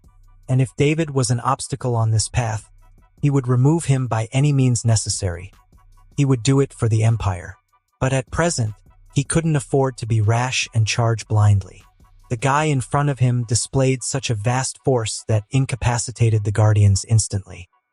In a long time, Nolan wasn't sure if he could win against this foe, so he decided to first understand his enemy and to adapt ahead. Meanwhile, David was currently debating how to spend billions of dollars and if he could actually meet his celebrity crushes in Beverly Hills and Bel Air. His eyes were on Nolan, but his mind was completely elsewhere. He was just deciding where to go and live. Finally, he came to simple conclusion. California for parties, New York for business vibes, Chicago for, I don't know, plot. He mentally made a note to just rotate among them. As David was thinking, he caught a glimpse of War Woman out of the corner of his eye. She was whispering urgently to Martian Man, her hand hovering near her mace. David suppressed a yawn. He didn't even give a single crap about them. He didn't care about their useless strategies and Nolan's warrior gaze. "You're very quiet," Nolan finally spoke, his voice echoing in the room. "Most people in your place would have a lot of questions, but you look like you're deciding what to have for dinner." David tilted his head, a small, lazy smile finally tugging at the corner of his mouth. "Dinner is actually a very high priority for me, Nolan. You'd be surprised how much brainpower I spend on it. But since you're asking, I'm mostly just wondering why this room is so gray and dull. You'll need to work on its aesthetics and maybe make it a little warm. We aren't here to discuss design, War Woman snapped, stepping forward. Her knuckles were white around the handle of her weapon. You're a threat to this planet, and your blatant use of force to extort money is shameful. David turned his icy gaze toward her. The temperature in the room seemed to drop 5 degrees. Firstly, I was the one who was attacked, and as for the money, consider it a not destroying your planet tax. It's a bargain, really. And War Woman, right? Maybe take a deep breath because you're vibrating so hard, I can actually hear your armor rattling and it's very distracting. Green Ghost floated slightly forward. But still that level of force wasn't necessary. David looked at her this time. You're assuming I used force. That shut her up real quick. Because deep down she knew. That wasn't his full strength, not even close. Enough? Nolan intervened, his voice taking on that calm, deep tone he used for the public. His attention returned to David. You claim to be a traveler, right? David nodded. That's correct. And you intend to remain here for the forfeitable future? Yes. Nolan studied him again. Still, he gave nothing, no hesitation, no hidden agenda visible. It was like trying to read a wall. He had finally reached a conclusion. He couldn't fight this man today. Not with the Guardians watching, and not with the uncertainty of David's upper limit. He needed to play along and test the waters first. He needed to get close. We've all had a very long day. The immortal is recovering. The paperwork for David is being processed. There's no need for us to stand here like enemies when we could be colleagues. Nolan took a step forward, his hand extended in a gesture of peace. I apologize if our first meeting was a bit explosive. In this business, we're used to threats, not surprises, so let's have a fresh start. I'm Nolan Grayson. Most people call me Omni-Man, but between us, I think first names are fine. David looked at the offered hand, then at Nolan's face, then back at the hand. It seemed like a simple handshake, but it was very layered. He knew exactly what this was. He knew about Viltrumite's strength. He knew Nolan was likely going to try a test of strength disguised as a greeting. It was the oldest trick in the book for someone with an ego as big as a planet. Sure, Nolan, David said easily. He reached out and grasped Nolan's hand. The moment their palms met, the atmosphere shifted. To the Guardians, it looked like a simple handshake. But to Nolan, it was the start of a small battle, and he immediately began to apply pressure, subtly at first, then more, and tightened his grip. The strength was enough to crush the hand of any other being on the planet. Let's see what you are, Nolan thought. He felt the bones, the muscle, the skin, but it all felt wrong. Nolan's eyes narrowed. As he increased the pressure, his bicep bulging beneath his suit. He began to pull, a subtle tug of war, trying to unbalance David, trying to make him stagger even an inch. He wanted to see that neutral mask break and to see a flicker of effort. But David didn't even budge. He stood there, perfectly relaxed, his arm as steady as a mountain. He actually looked Nolan in the eye and winked. Nolan increased the pressure further, to the point where the floor beneath them slightly cracked. You've got a firm grip there, Nolan, David said, his voice light and airy. Very masculine, leader-like. But you know, my mother always told me that a handshake should be a greeting, not an audition for strength. And if you want to do this, then be my guest. Suddenly, David's hand tightened. It wasn't a slow build of pressure. It was an instantaneous, overwhelming surge of force. To Nolan, it felt like a star had collapsed on his knuckles. His expression changed as he felt sharp pain around his hands. David tilted his head slightly. You, okay? Before Nolan could react, before he could fly or anchor himself, David gave a small yank. The sound of Nolan's shoulder socket popping was audible in the quiet room. He felt as if he was getting dragged by a moving ship. His entire body shifted forward instantly, and the world's greatest hero didn't just stagger. He was physically hauled forward with such speed that his feet left the floor. Nolan's eyes went wide, not with anger, but with genuine primal shock. The pain was sharp, As he hurtled towards the floor, his instinct took over. His left hand shot out, slamming into the ground to stop his fall and to hold him before he fully collapsed. The floor buckled and teared under the impact. Nolan gasped, his breath coming in a ragged burst. He was hunched over, one hand on the floor, the other being held loosely by David, who hadn't moved an inch from his original spot. The Guardians stood frozen in pure disbelief. War Woman's eyes widened. Darkwing's jaw was literally hanging open. Green Ghost had turned completely transparent from the sheer shock. Red Rush didn't move, but even he looked shaken. They had just seen a man casually pull Omni-Man to his knees with a flick of his wrist. Cecil just exhaled slowly. Yeah, based on our earlier data, that actually checks out. Oh, wow, David said, his voice dripping with faux concern as he let go of Nolan's hand. He acted as if nothing had happened and gave a sly smile. Oops, sorry about that, Nolan, he said lightly. Looks like you didn't have a proper lunch today, and I guess I don't know my own strength either.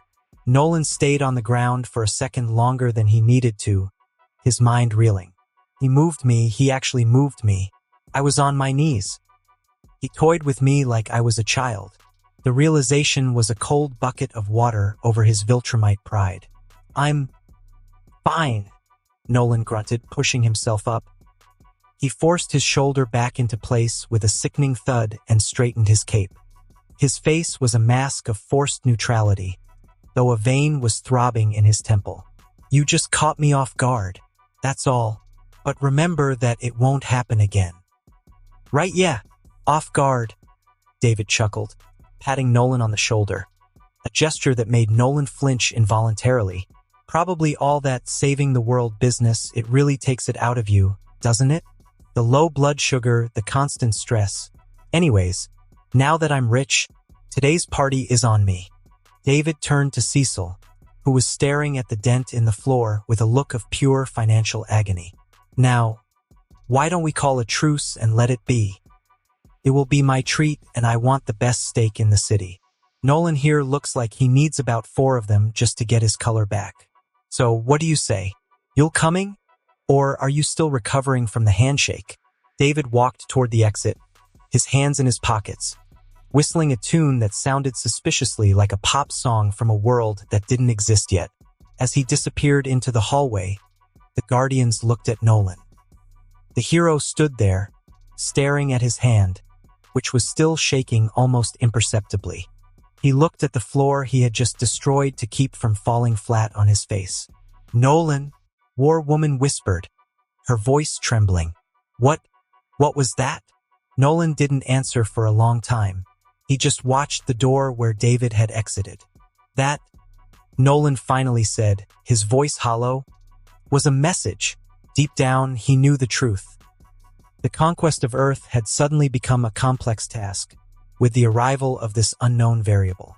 The tension in the room didn't disappear immediately after the handshake. It lingered for a while, making everyone silent and uncomfortable. It was as if everyone was waiting for something else to happen, something far worse. But thankfully it didn't. David was walking with a relaxed expression, thinking how funny his snarky lunch comment actually was. He was acting as if he hadn't just almost folded Omni-Man with a simple handshake. Nolan didn't respond to the joke. He simply looked at David for a moment longer, then gave a small nod. My wife has asked me to come home early for dinner, so maybe another time, Nolan said calmly. David smirked faintly.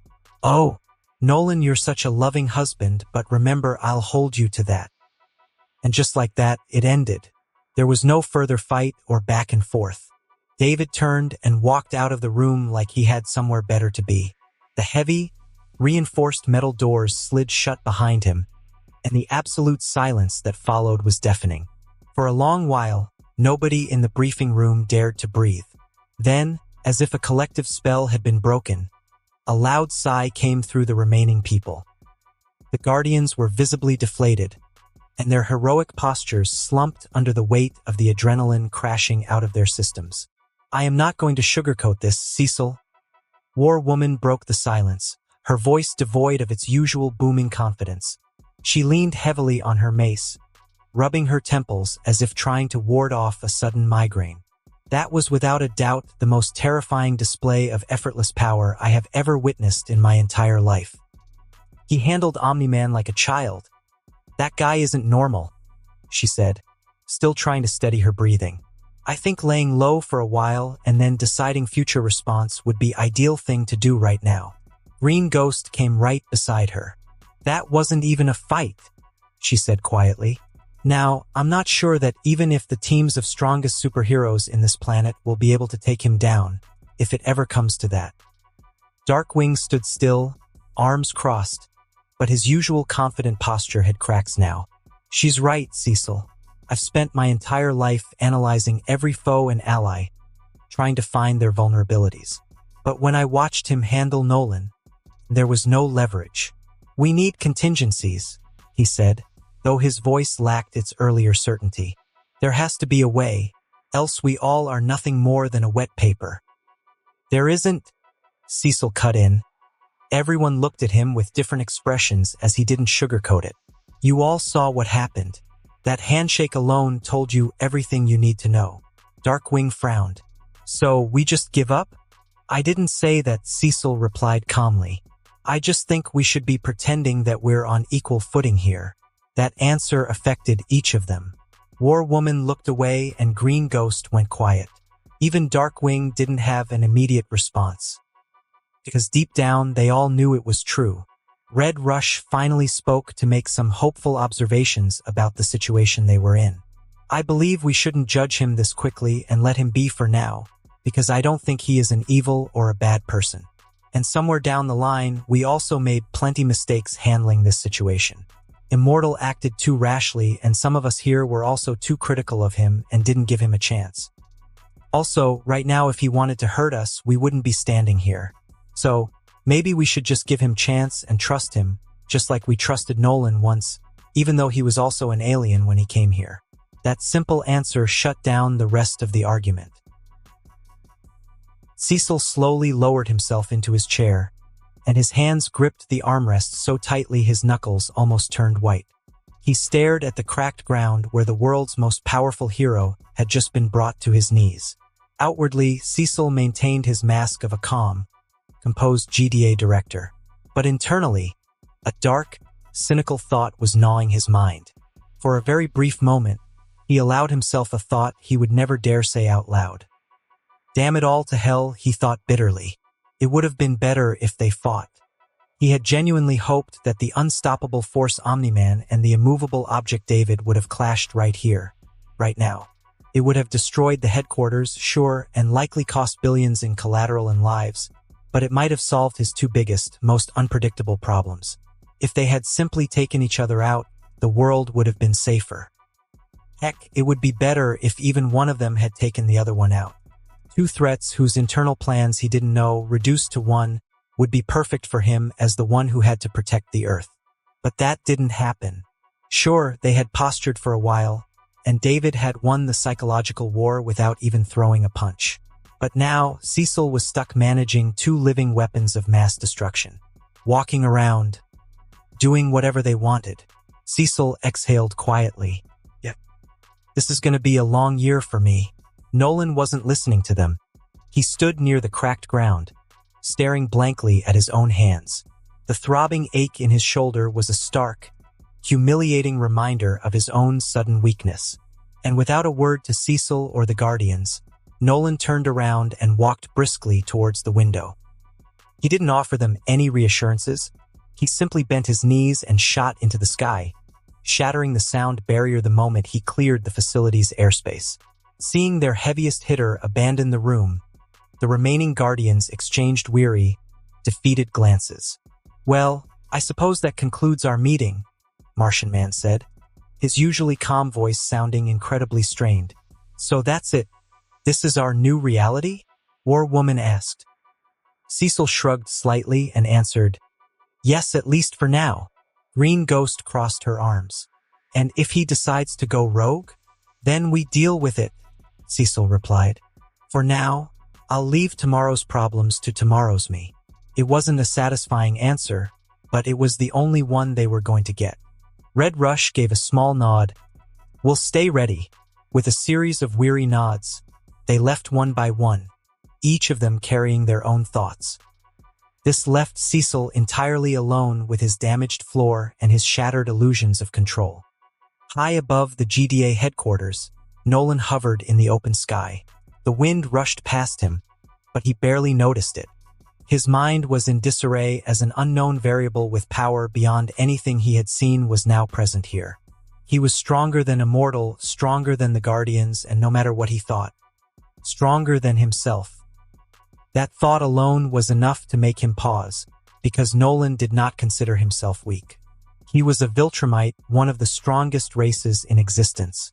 And yet, the handshake, that single moment, had told him everything. If he wanted to, he could have torn my arm off. Nolan clenched his fist slightly. That was unacceptable, especially to such a decorated and experienced Viltrumite like him. Because right now, Earth was too important, it's indispensable, he reminded himself, his jaw clenching. The Scourge virus had nearly wiped them out, and there are barely 50 pure-blooded Viltrumites left in the entire galaxy. Mark, getting his powers and being nearly pure-blooded Viltrumite, had proved that human DNA was perfectly compatible with theirs. This planet wasn't just another assignment anymore. It was their breeding ground, their future, and he wouldn't let this anomaly ruin those plans. He will remove him, but not go blindly, as charging in without understanding the enemy would be a mistake, which left him with one question. Do I call Viltrum? He wondered briefly if he should breach protocol and contact the Grand Regent asking for backup and reinforcements. Would Thrag send a team of more experienced warriors? Or would asking for help be seen as a weakness, a failure of his post? Nolan couldn't risk the execution that came with failure. Also, he knew once the Empire gets involved, things will escalate faster, and he didn't want that, especially when he wanted to handle things his way so he could do things right for his family. So, for now, he made a decision to handle David himself. Meanwhile, out in the corridors of the GDA facility, David was walking at a leisurely pace, his hands shoved deep into his pockets. He was whistling a light, jazzy tune, completely unaffected by the apocalyptic tension he had just left behind. As he turned a corner toward the main exit, a figure in a sharp, immaculate gray suit stepped into his path. It was Donald Ferguson, Cecil's right-hand man, clutching a small silver case with both hands. Donald's face was composed and neutral, betraying absolutely no emotion despite the fact that the entire base had been on red alert 10 minutes prior. "Mr. Atkinson," Donald said smoothly, extending the case, "I have been instructed to provide you with everything requested in your negotiations. Inside this case, you will find the biometric keys, location, and physical deeds to the properties you asked." David took the case, testing its weight with a casual flip of his wrist. "And what about the cash? There are all bank details and a black card inside it," Donald continued, not missing a beat. "It is directly linked to a decentralized offshore account holding exactly $50 billion, untraceable by standard IRS metrics, and fully exempt from all global taxation laws per our agreement. The funds are liquid and ready for immediate use." David let out a low whistle. "Damn, you guys really do move fast when you want to." Donald didn't respond to that. He simply nodded. "If there is anything else you require..." "Donald, you are a lifesaver," David grinned, genuinely impressed by the speed. He stepped closer and lightly patted Donald's shoulder. When David's hand made contact, he paused. He didn't use any force, but his newly enhanced senses picked up something strange beneath the fabric of Donald's suit. It wasn't the softness of human muscle and bone. It felt hard, dense, and unnaturally cold. It felt like slapping a solid block of titanium wrapped in synthetic skin. David's smile turned into a knowing, slightly mischievous smirk as he remembered something. "You know, Donnie, you got a solid build for a government pencil pusher. Seriously, it feels like you've got a reinforced metal under this cheap suit. You might want to get that checked out or at least get a tune-up." Donald blinked, his eyes widening just a fraction of a millimeter.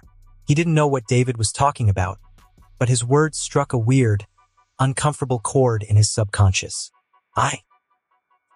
Sure you, sir, I am perfectly healthy. Have a safe journey. Sure, you are, David chuckled, turning away. Anyways, tell Cecil thanks for the parting gifts. With that, David stepped out of the hidden facility, and he didn't bother looking for a clear runway. He just stretched slightly and simply willed himself upward. The flight was instantaneous and impossibly smooth. Unlike Omni-Man, who relied on violent kinetic thrusts that shattered the sound barrier and created shockwaves, David's flight was fueled by his infinite ki. It was an effortless ascent into the sky. He manipulated gravity around himself flawlessly, slipping through the atmosphere like a ghost. He then accelerated to Mach 10 without so much as rustling the leaves on the trees below. High above the clouds, surrounded by the deep, icy blue of the stratosphere, David finally let his smirk drop. He let out a long, slow breath, running a hand through his hair. As he flew, the wind brushed against him lightly and the city stretched out beneath him. And for the first time since arriving, he slowed down. Not physically, just mentally. What the hell am I actually doing? He thought, staring down at the sprawling patchwork of the landscape below. A few days ago, he was just a regular guy sitting on a couch, reading comics and complaining about his utility bills. Now, he possessed the infinite power of Android 17. He had just bullied the most dangerous being on the planet into submission, extorted the Global Defense Agency, and walked away a multi-billionaire. The sheer scale of his new reality was staggering. He could feel the energy humming beneath his skin. It wasn't just power. It was an endless, bottomless well of perfection. He never got tired, never felt strain. He could punch a hole through the moon and not even need to catch his breath. The power was intoxicating, and that scared him just a little bit, because he knew power tends to corrupt, and absolute power corrupts absolutely. I need to be careful, David reflected, his expression turning serious as he soared over the Midwest. It is way too easy to look at these people and see them as characters of a comic book. I know their futures, I know their secrets, I know exactly how weak they are compared to me. It makes it so tempting to treat them like NPCs in a video game, but they aren't. It would be easy to let it take over and to stop caring, not to see people as people. David shook his head slightly. Nope, I'm not doing that. He forced himself to relax. To be fair, he muttered, I just got here. Maybe I shouldn't go full god complex on day one. A small smile formed on his face. These people, they're breathing, thinking beings right now. If I let this power corrupt my empathy, I'm going to turn into a worse monster than the Viltrumites ever were. He needed an anchor. He needed to find a way to live in this universe without completely detaching from his own humanity. He decided firmly that he was going to take a chill pill. He wasn't going to try and save the world every Tuesday, nor was he going to conquer it. He was going to enjoy his wealth, explore his limits, and only intervene when he felt like it or when things got entirely out of hand. Lost in his deep, philosophical reflections, David completely forgot to monitor his speed. He had been casually cruising at a speed that most advanced fighter jets could only dream of, and before he even realized it, he had already crossed states. The dense, sprawling skyline of a massive city appeared on the horizon. Buildings rose differently, the structure and layout changed by a lot. David just blinked. Wait! He slowed down, hovering high above the glittering waters of Lake Michigan. He looked out at the iconic silhouette of the Willis Tower and the bustling streets below. Chicago, David murmured to himself, recognizing the surrounding. Well, that was fast. I picked my destination without realizing. I guess I'll check out the Midwestern real estate before I head over to California. He pulled the black phone Donald had given him out of his pocket and tapped on the GPS coordinates for his new mansion. It was located in a highly exclusive, heavily wooded suburb just north of the city limits. All right, he said. Home sweet home. He adjusted his trajectory, preparing to descend and finally get some rest on a couch that probably cost more than his old life's entire salary. Just as he shifted his weight to bank toward the north, a bright, unnatural flash of light caught his vision. Down below, weaving erratically through the skyscrapers, was a brilliant streak of glowing pink energy. It was a familiar, vibrant pink energy. David narrowed his eyes, his enhanced vision zooming in on the source of the light. Flying clumsily through the air, leaving a trail of shimmering pink constructs behind her, was a teenage girl in a pink and white costume. She looked frustrated, throwing bursts of energy to destroy the falling debris from what appeared to be a botched bank robbery on the streets below.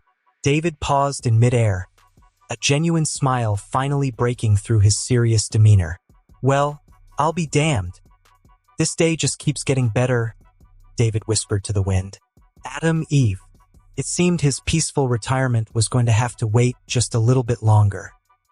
David still floated a few thousand feet above the ground, and the howling winds of the upper atmosphere gently rustled his hair.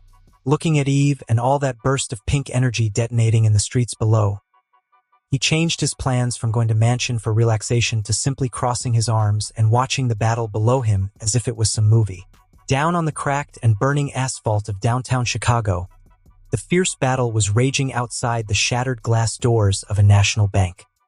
Samantha Eve Wilkins, better known to the world as Adam Eve, was currently fighting a desperate two-front war. Her opponents were a pair of highly destructive superhuman bank robbers who clearly had zero regard for the surrounding city. One of them was a lean, tall man with messy orange-red hair and a manic grin. His arms were covered in roaring flames, and he was gleefully hurling fireballs at everything in sight. He looked like a walking matchstick, his face covered in soot and a twisted grin plastered across his face. "Man, I told you this was going to be easy," he laughed, tossing a small fireball in the air and catching it again. "In and out, 5 minutes tops. Now, let's just handle this girl." That was Ash. Beside him was his partner, a hulking, brutally massive mountain of a man wearing a heavily padded tactical vest that stretched across his absurdly wide chest, whose sole superpower appeared to be sheer unadulterated brute strength. He was Smash. "You're not going anywhere," Eve said, her voice steady despite the chaos. "Surrender now, and maybe then you would walk away with fewer broken bones." "Wait, you're serious?" Smash laughed. "This is who they sent. A little girl?" Eve's eyes narrowed. "This is your last chance." Ash rolled his shoulders, flames flaring brighter. "Yeah, I don't think so. Come on, little girl. Is that really all you've got for us today?" he shouted with a sharp, grating laugh.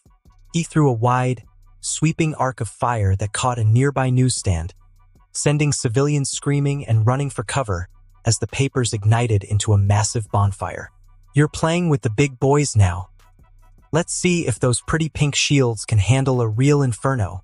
Eve gritted her teeth, her hands glowing with that signature pink light as she rapidly transformed the burning asphalt beneath Ash's feet into a thick, sticky pool of wet cement, causing him to stumble and curse. "You guys are honestly making a massive mess out of a perfectly good Tuesday afternoon. And frankly, I'm getting really tired of cleaning up after you," Eve yelled back, her voice strained but defiant. "Don't you two have any better hobbies than terrorizing innocent people and stealing money? Girl talk less and fight more." The giant, Smash, roared like an angry bull. He completely ignored Eve's constructs, lowering his shoulder and charging straight through a reinforced concrete pillar as if it were made of wet cardboard. He grabbed a heavy metal streetlight, ripped it straight out of the concrete foundation with a sickening crunch, and swung it like a massive baseball bat at Eve's head, which she defended with her energy shields as she flew upwards. Chunks of concrete flew everywhere. People were screaming and running all over the place. David watched from above, noting that Eve was operating completely solo right now. There were no other members of the team in sight to flank the robbers or run crowd control, and because of that, she was getting heavily pushed back, as the villains were blatantly using dirty, underhanded tactics. Instead of fighting Eve directly, they were deliberately targeting the running civilians and the surrounding infrastructure, forcing Eve to constantly play defense. She had to expend massive amounts of energy creating shields for the running pedestrians, turning falling glass into harmless bubbles, and neutralizing Ash's rampant fires, leaving her with very few openings to actually counterattack. The collateral damage was immense.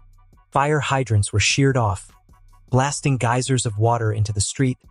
Cars were overturned and smoking, and the collective panic of the crowd created a deafening roar of terror. People were trampling over each other, abandoning their vehicles in the middle of the intersection, desperately trying to put as much distance as possible between themselves and the superpowered fight. Ash again moved first, and a wide arc of fire blasted toward Eve, spreading like a wave meant to force her back. Eve reacted instantly, raising a pink energy shield that absorbed the flames with a bright flash. But Smash was already moving at a fast pace, way faster than someone his size should be. He lunged forward, fist cocked back, which Eve barely dodged, and his punch slammed into the pavement instead, cracking it open like glass. David watched from above, eyes sharp now. Okay, decent coordination. Eve retaliated quickly, forming a sharp pink construct and slashing towards Smash, forcing him back a step, but Ash immediately followed up, firing rapid bursts of flame that forced her to shift her focus. They were working together, though not perfectly, but enough to cause serious damage to them. Yo, us! Smash shouted, dodging another strike. Why is this girl actually putting up a fight? Ash grinned, throwing another fire blast. Because you're slow, you dumbass. Eve snapped. Or maybe you two are just bad at this. She surged forward, launching a concentrated pink blast that hit Smash square in the chest, pushing him back several feet. Ash's grin faded slightly. Okay, now she's getting on my nerves. Smash rolled his shoulders, cracking his neck. It doesn't matter. It's two of us against her. Ash nodded. Yeah, we should now stop playing and end it. Eve heard that, and it irritated her more than she expected. Oh, now you're taking me seriously? She shot back. That's cute. She moved faster this time, more aggressively, as she launched multiple constructs in quick succession. Blades. Pure pink energy blasts. For a moment, she actually pushed them back. David just raised an eyebrow. Not bad. But then the robbers also adapted. Realizing that Eve was actually managing to slowly corner them despite the chaos, Smash decided to escalate the situation to a new level. With a grunt of exertion, he stomped over to a silver sedan that was trapped in the gridlock. Inside, a terrified mother was clutching her young daughter, both of them screaming as the giant approached. Smash dug his massive fingers into the undercarriage of the car, hoisted the entire vehicle over his head with terrifying ease, and looked directly at Eve. Hey, Pinky, why don't you catch this one? Smash bellowed with a cruel, rumbling laugh, and he violently hurled the occupied car high into the air, aiming it perfectly so it would smash against the side of a glass office building. No, no, no, hold on! Eve screamed, her eyes widening in absolute horror. She instantly abandoned her offensive stance against Ash, launching herself into the air with a massive burst of pink energy. She flew on a desperate intercept course, her hands outstretched, pushing her powers to the absolute limit. Just as the car was about to shatter against the building, a massive, glowing pink parachute made of energy materialized out of thin air, attaching itself to the roof of the sedan, while a thick cushion of bouncy, synthetic foam formed on the street below. The car bounced safely onto the foam, leaving the mother and daughter weeping but completely unharmed. Taking full advantage of the distraction, Ash and Smash sprinted toward a heavy-duty armored SUV they had parked in an alleyway. They piled into the vehicle, tires squealing against the pavement as Smash slammed on the gas, tearing down the street and aggressively ramming civilian cars out of their way to make their escape. She took the bait, Ash laughed. Eve landed next to the rescued sedan, quickly tearing the door off its hinges to help the trembling mother and daughter out. It's okay, you're safe now. Just stay with the officers. She gently guided them over to a group of approaching police officers who were hiding behind their barricades. Please, get them out of here and focus on rescuing the remaining people in the buildings. I'm going to handle those two before they hurt anyone else. Eve ordered the officers, her voice carrying a heavy tone of authority despite her youth. Without waiting for an answer, she took off into the sky, a streak of bright pink determination hot on the trail of the fleeing SUV.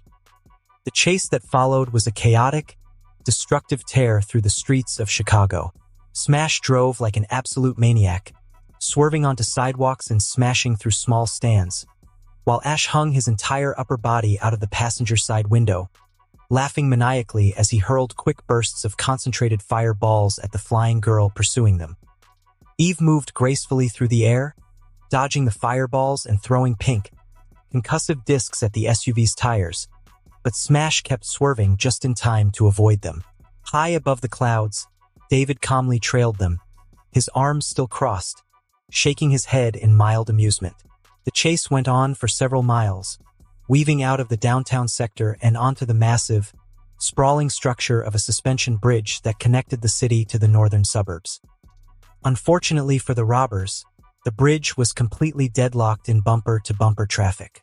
With nowhere left to drive, Smash slammed on the brakes, sending the SUV skidding sideways into a minivan. "Guess we finished this here," Smash said, cracking his knuckles. Eve landed a few feet away, breathing heavier now. "All right, I'm done chasing you. This ends now. Just come out of the car and surrender, so nobody else gets hurt today," she shouted, hovering just a few feet above the hood of their car, her hands glowing brighter than ever. "We are not going back to that dark, miserable prison. Sweetheart, we're leaving with this money, or we're bringing this whole damn bridge down with us." Ash screamed furiously, his entire body igniting into a blazing inferno as he leaped out of the car, sending a massive wave of fire rolling across the asphalt. The fight reignited with a newfound intensity. The trapped commuters on the bridge screamed in terror, abandoning their cars and running toward the edges, creating absolute chaos. But this time, Eve wasn't holding back. She had had enough of this reckless endangerment. As Smash charged at her with a heavy chunk of concrete he had ripped from the median, Eve didn't dodge.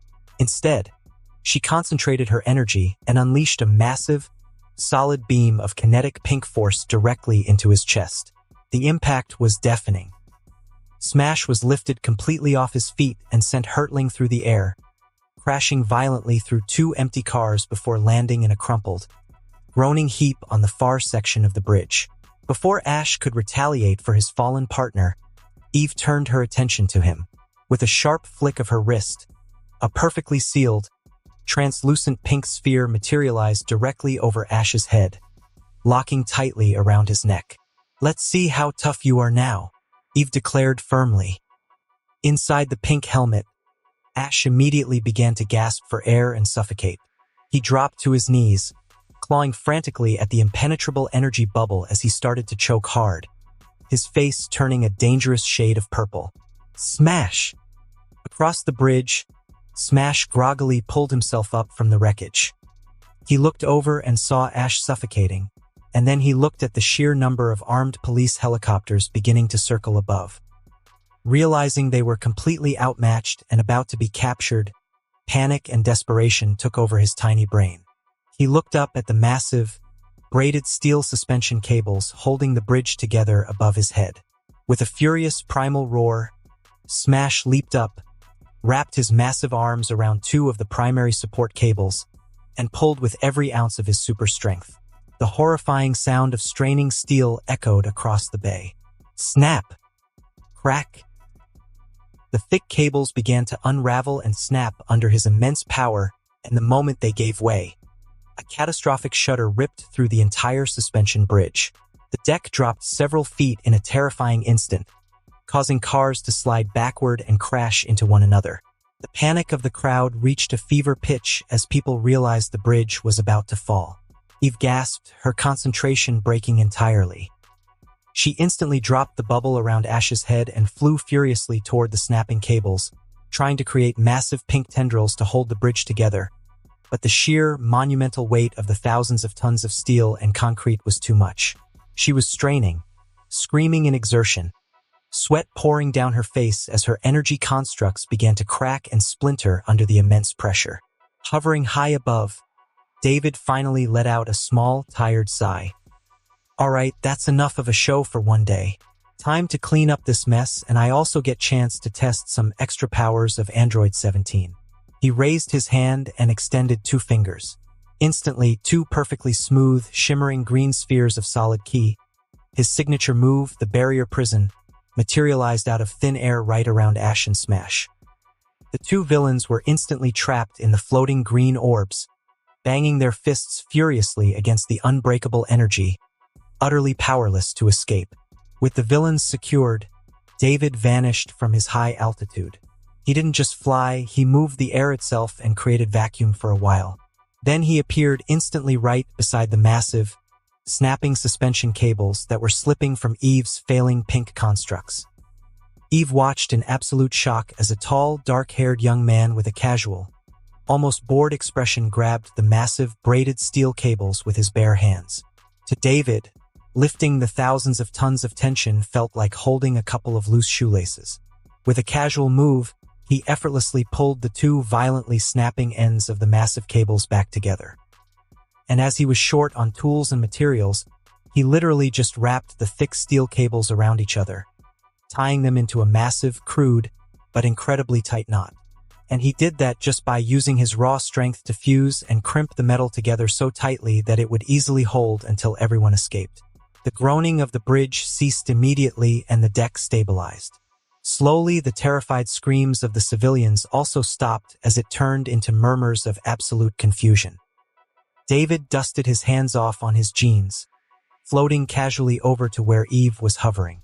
She was panting heavily, her chest was rising and falling rapidly, and her eyes were wide with sheer disbelief as she looked from the freshly knotted steel cables to the two villains trapped in the floating green bubbles. "Yo," David said smoothly, flashing her a charming, slightly sarcastic smile. "Those two really did a number on you, huh? I mean, you held on, though a bit poorly if we are being completely honest. But hey, the effort is the thing that really counts, right?" Eve just stared at him, her mouth opening and closing as her mind struggled to process what she had just witnessed. "Who? What? How did you just do that?" She finally managed to stammer out, her voice a mix of exhaustion and intense curiosity. David chuckled, crossing his arms and leaning back in the air as if resting against an invisible wall. "Don't worry about the who and how part right now. Just relax." He raised a hand slightly. "By the way, you used some seriously sick moves and combos back there, but the way you manipulated matter and used your powers was honestly piss poor. It's a real shame you don't use your broken powers to their full potential, just because your thinking and imagination is way too small." He spoke again, leaning slightly closer this time. Eve's eyes widened even further, and a plethora of questions exploded in her mind about this incredibly powerful, entirely unknown guy who had just randomly dropped out of the sky, prevented a devastating disaster in 5 seconds, and was now casually critiquing her fighting style. Her mind was still racing. Who was this guy? Where did he come from? How did he just do all that? "Who are you?" she finally asked in a calm tone. David smiled and relaxed, as if none of this was a big deal for him. "Name's David," he said, "and I think we're gonna get along just fine." "Name's David," he said, "and I think we're gonna get along just fine." For a moment, Eve just stared at him, not because she didn't hear him, but because her brain was still trying to catch up with everything that had just happened. "David?" Eve repeated, her voice incredulous, finally finding her breath after the extreme exertion of trying to hold a bridge together. It was barely holding together. People were still being evacuated in the background. Sirens echoed across the structure, and right in front of her stood a guy who had casually fixed a collapsing bridge like he was tightening a loose shoelace. "Okay," Eve finally said, crossing her arms slightly, though it was more to ground herself than to look intimidating. "Just David? What kind of superhero name is that? And more importantly, where did you even come from? I know practically every registered superhero in this city, and nobody just drops out of the sky who can tie suspension cables into a literal knot with their bare hands. It's Omni-Man level stuff, which means I should have definitely heard about you, but it's not the case.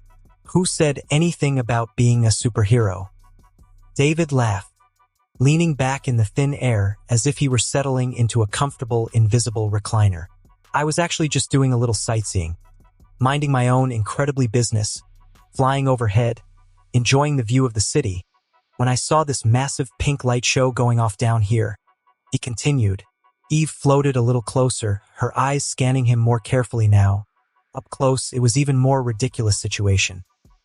He was tall, way taller than most guys she had met, and had broad shoulders, well-built frame, not overly bulky, but the kind of physique that made it obvious strength wasn't just for show. And his face. He was handsome. Eve blinked once. He looked good. Like, distractingly good, and he didn't seem to care much about it.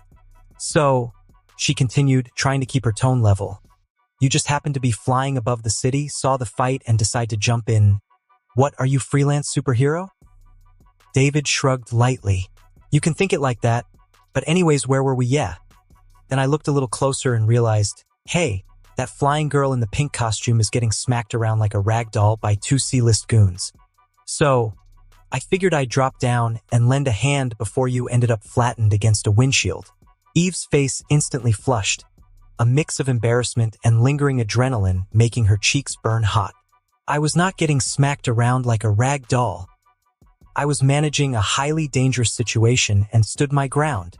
Those two lunatics were using innocent civilians as human shields, and I had to divide my attention to keep everyone on this bridge alive. I had them exactly where I wanted them, and I was about to wrap things up until that oversized, steroid-infused gorilla decided to try and snap the bridge in half to cause mass casualty. Right. You had it totally under control," David replied, his tone dripping with playful sarcasm as he rolled his eyes dramatically. "That's why you were sweating buckets and screaming in terror while the bridge was collapsing out from under you. Look, it's totally fine to admit you were in way over your head. You've got a lot of raw talent, seriously, and the way you manipulate matter on a molecular level is honestly mind-blowing. But your combat awareness? It's a little sloppy, and you focus way too much on what's directly in front of you instead of controlling the entire battlefield. You've got power, no doubt about that, but you just let them control the pace of the fight, and they kept targeting civilians, forcing you to react instead of act. So it's not a strength issue. Rather, it's a decision-making issue. For example, you could have just turned their clothes into solid lead or turned the asphalt beneath them into quicksand the second they stepped out of the bank." Eve didn't respond immediately because annoyingly he wasn't wrong.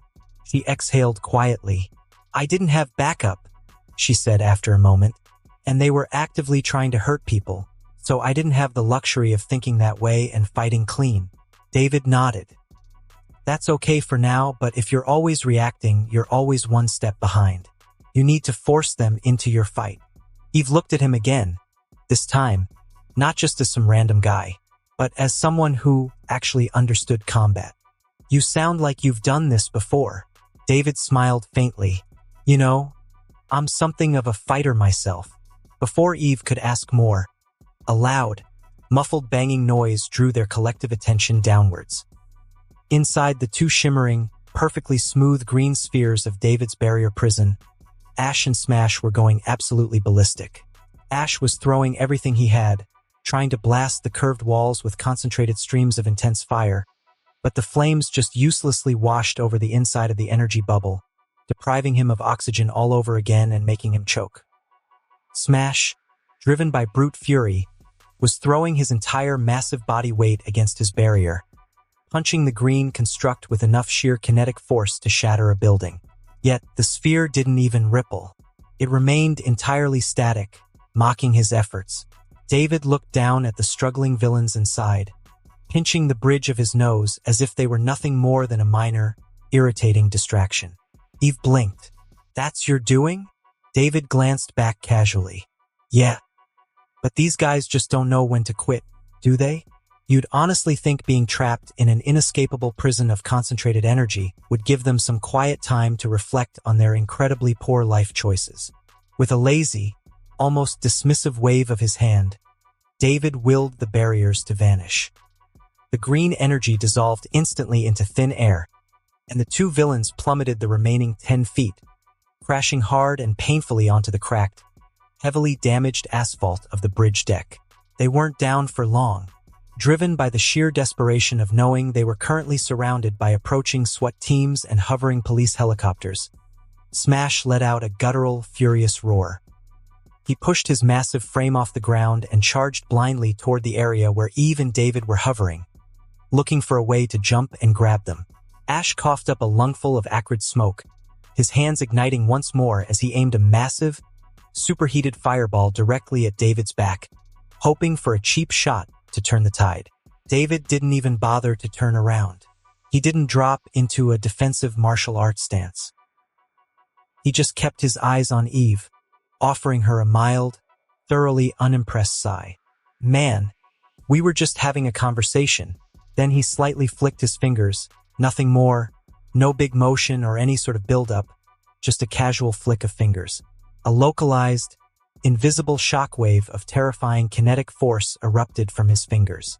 It slammed into the two charging robbers with the devastating, unstoppable impact of a speeding freight train. The sound was like a thunderclap right over the bridge. Both robbers were instantly lifted entirely off their feet, flying backwards through the air like discarded ragdolls. They soared over 50 feet down the bridge before crashing violently into the reinforced side of an abandoned armored police van.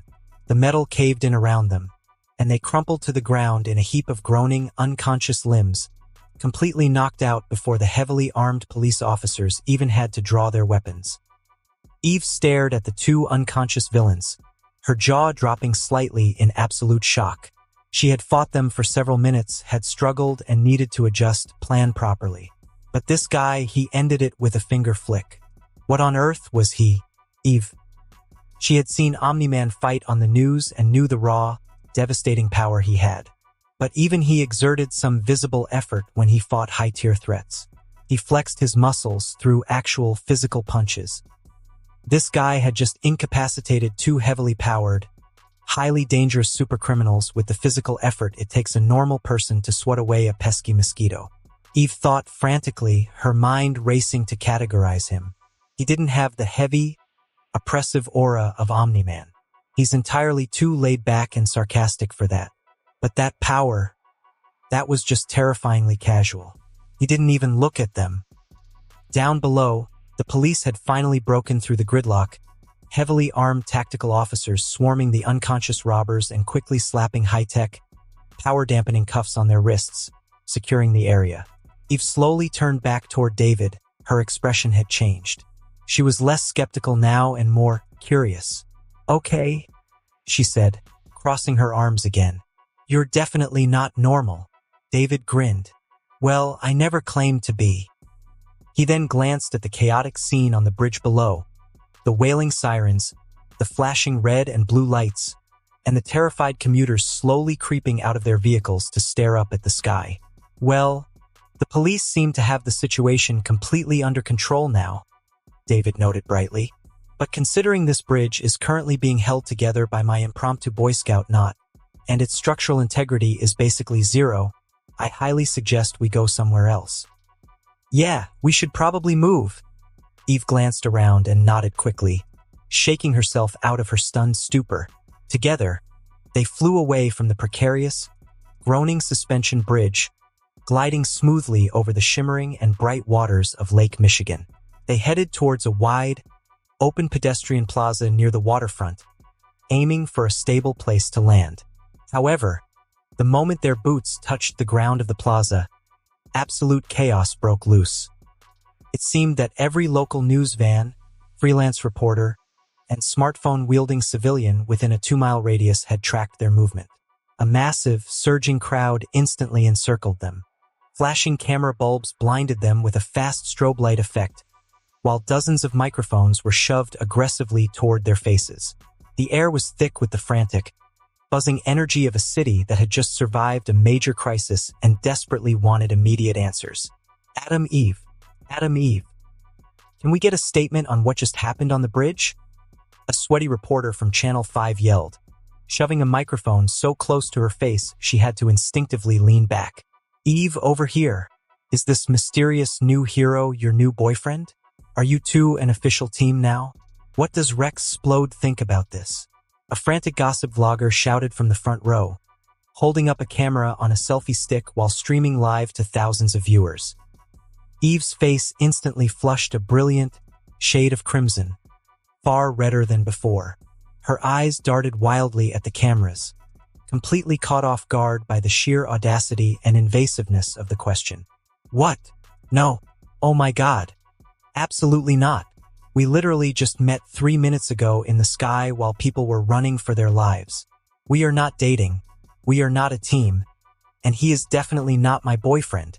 He just showed up out of nowhere. She stammered loudly, waving her glowing pink hands defensively in front of her chest as if to physically push the rumors away. David, on the other hand, was absolutely thriving in the chaos. He looked entirely in his element, flashing a brilliant, charismatic smile at the cameras that would have made a seasoned Hollywood movie star incredibly jealous. He didn't shy away from the blinding flashes. He leaned into them, his posture relaxed and confident. "Who are you?" Another reporter screamed over the deafening din of the crowd. "We've never seen you before in Chicago. Are you affiliated with the Guardians of the Globe? Are you a government asset? What exactly are your powers?" A young teenager with a superhero blog yelled, his eyes wide with intense fanboy excitement. "You can fly, you clearly have super strength to hold those cables, and you created those weird green force fields. Are you related to Omni-Man because your abilities appear similar to his, and are you two of the same species? Can you beat him? Seriously, if you guys fought right now, who would win? Are you here to protect Earth? Where did you come from? Are you a threat? Are there more like you?" The questions blurred into a chaotic, overlapping wall of noise. They were loud, chaotic, and relentless. Eve was getting visibly overwhelmed, her energy reserves low from the intense fight and her patience wearing thin with the aggressive media. But David just chuckled softly, clearly amused by the rampant speculation and power-scaling questions. He raised his hands, palms outward, in a gentle, calming gesture. Despite the deafening roar of the excited crowd, there was a strange, undeniable weight to his presence that instantly commanded the entire area. The reporters actually stopped shouting, lowering their voices as if an invisible, heavy pressure had blanketed the plaza, forcing them to pay attention. All right, everyone just take a deep breath and calm down," David said, his voice smooth, cheerful, and projecting perfectly without him needing to raise it. "I appreciate the enthusiasm. I really do. It's flattering. But if you all scream at the exact same time, nobody gets a good soundbite for the evening news, and you're going to give my new friend Eve here a headache. Let's do this in a civilized, orderly fashion. One question at a time, and I promise I'll give you a good show." The crowd murmured in agreement, captivated by his effortless confidence and natural charisma. The CBS News reporter immediately seized the rare opportunity, expertly elbowing another cameraman out of the way and stepping forward to the front of the pack. "Sir, you just saved hundreds of lives on that bridge and displayed power levels we've rarely seen outside of the absolute top-tier heroes in the world," the reporter stated, his voice breathless with anticipation. "The entire city of Chicago, and probably the whole country right now, wants to know, who are you?" David let the silence hang for a split second, milking the dramatic tension perfectly for the cameras. He glanced sideways at Eve, offering her a quick, knowing wink that made her roll her eyes, before turning his gaze back to the glowing red recording light of the main camera. His charming smirk sharpened into something just a little bit dangerous and wildly confident. "Call me Super 17. The name hung in the crisp Chicago air for a fraction of a second before the plaza absolutely erupted into a deafening frenzy of flashing camera bulbs and overlapping, frantic questions. The reporters again surged forward against the makeshift barricades, their microphones thrust out like spears, desperate to capture every single syllable falling from the mouth of the city's newest, most mysterious savior. The crowd didn't calm down. If anything, David telling them to take it one question at a time somehow made them more eager, like they'd just been given permission to go all in, just slightly more organized. Microphones pushed closer as cameras zoomed in and flashes popped everywhere. Eve stood beside him, trying to maintain her usual composed look, but even she was starting to feel the pressure. "Super 17, are you an alien? A government experiment? Where do you even come from?" A seasoned reporter from a major news network shouted, his voice cracking slightly as he tried to project over the sheer volume of the chaotic crowd. David leaned casually into the sea of microphones, a brilliant, thoroughly relaxed smile spreading across his face that carried a faint, undeniable trace of supreme arrogance.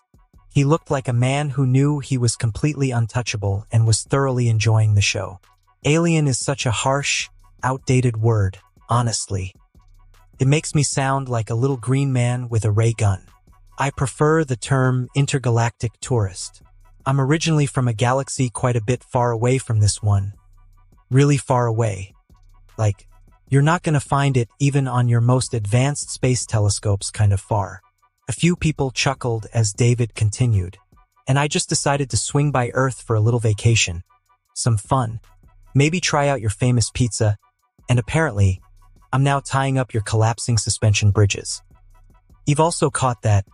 Really? He gave her a small, innocent smile. Yeah, I'm just being honest. The crowd picked up on that interaction instantly.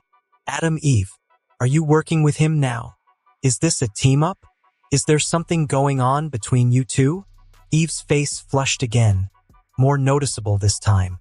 No, there is nothing going on, she said, trying to sound firm but not quite pulling it off. We literally just met.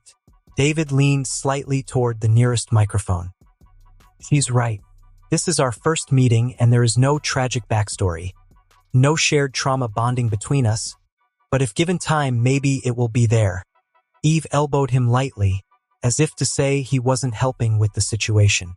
The crowd murmured, a collective wave of awe and skepticism washing over them. Another question came in, sharper this time. You mentioned Omni-Man earlier. Are you similar to him? Are you from the same species? The mood shifted slightly. That name carried weight. David didn't lose his smile, but it changed, just a little. Omni-Man and I, he said thoughtfully, we're different. Very different. Different how? The reporter pressed further. David shrugged again. We got different origins, different abilities, different perspectives. Another voice cut through. It was a younger woman with a wildly popular superhero blog, aggressively elbowed her way to the front, her eyes wide with a mix of fear and intense excitement. You just easily subdued two extremely dangerous superhumans and this massive bridge with your bare hands. The whole world is going to ask this, so I will just be the one to do it. How do you compare to Omni-Man? Is your power level similar? Could you actually defeat him in a one-on-one fight? That one hit the crowd harder, as more people leaned in and even Eve glanced at him with curiosity. David chuckled, a deep sound that echoed perfectly through the microphones. He ran a hand through his dark hair, adopting a deeply diplomatic but undeniably patronizing tone. I mean, I just got here, he said. Wouldn't be very polite to start throwing hands with the local superhero on day one, right? A few people laughed, but the reporter was determined to get answers, as she repeated the question and David gave a serious reply this time. Look, Omni-Man is a great guy.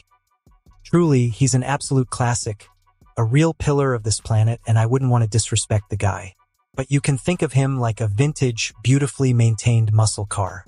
He's done a whole lot for you people, and I respect the heavy lifting he puts in on a daily basis. He paused for a while and then continued.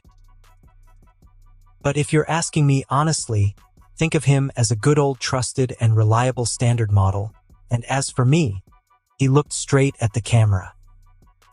You could say I'm an upgrade. We're playing in entirely different leagues on entirely different fields. But no worries. There's no bad blood, no beef between us. And I'm faster, stronger, and better than him. It's just a simple statement of biological facts. The reaction was instant. There were sudden gasps and excited murmurs. Someone in the back literally said, "Oh damn!" Next to him, Eve's jaw practically unhinged. She stared at David with a look of absolute, unadulterated horror, mentally calculating the sheer, suicidal audacity required to go on national television and call the most powerful, intimidating being on the planet a standard model.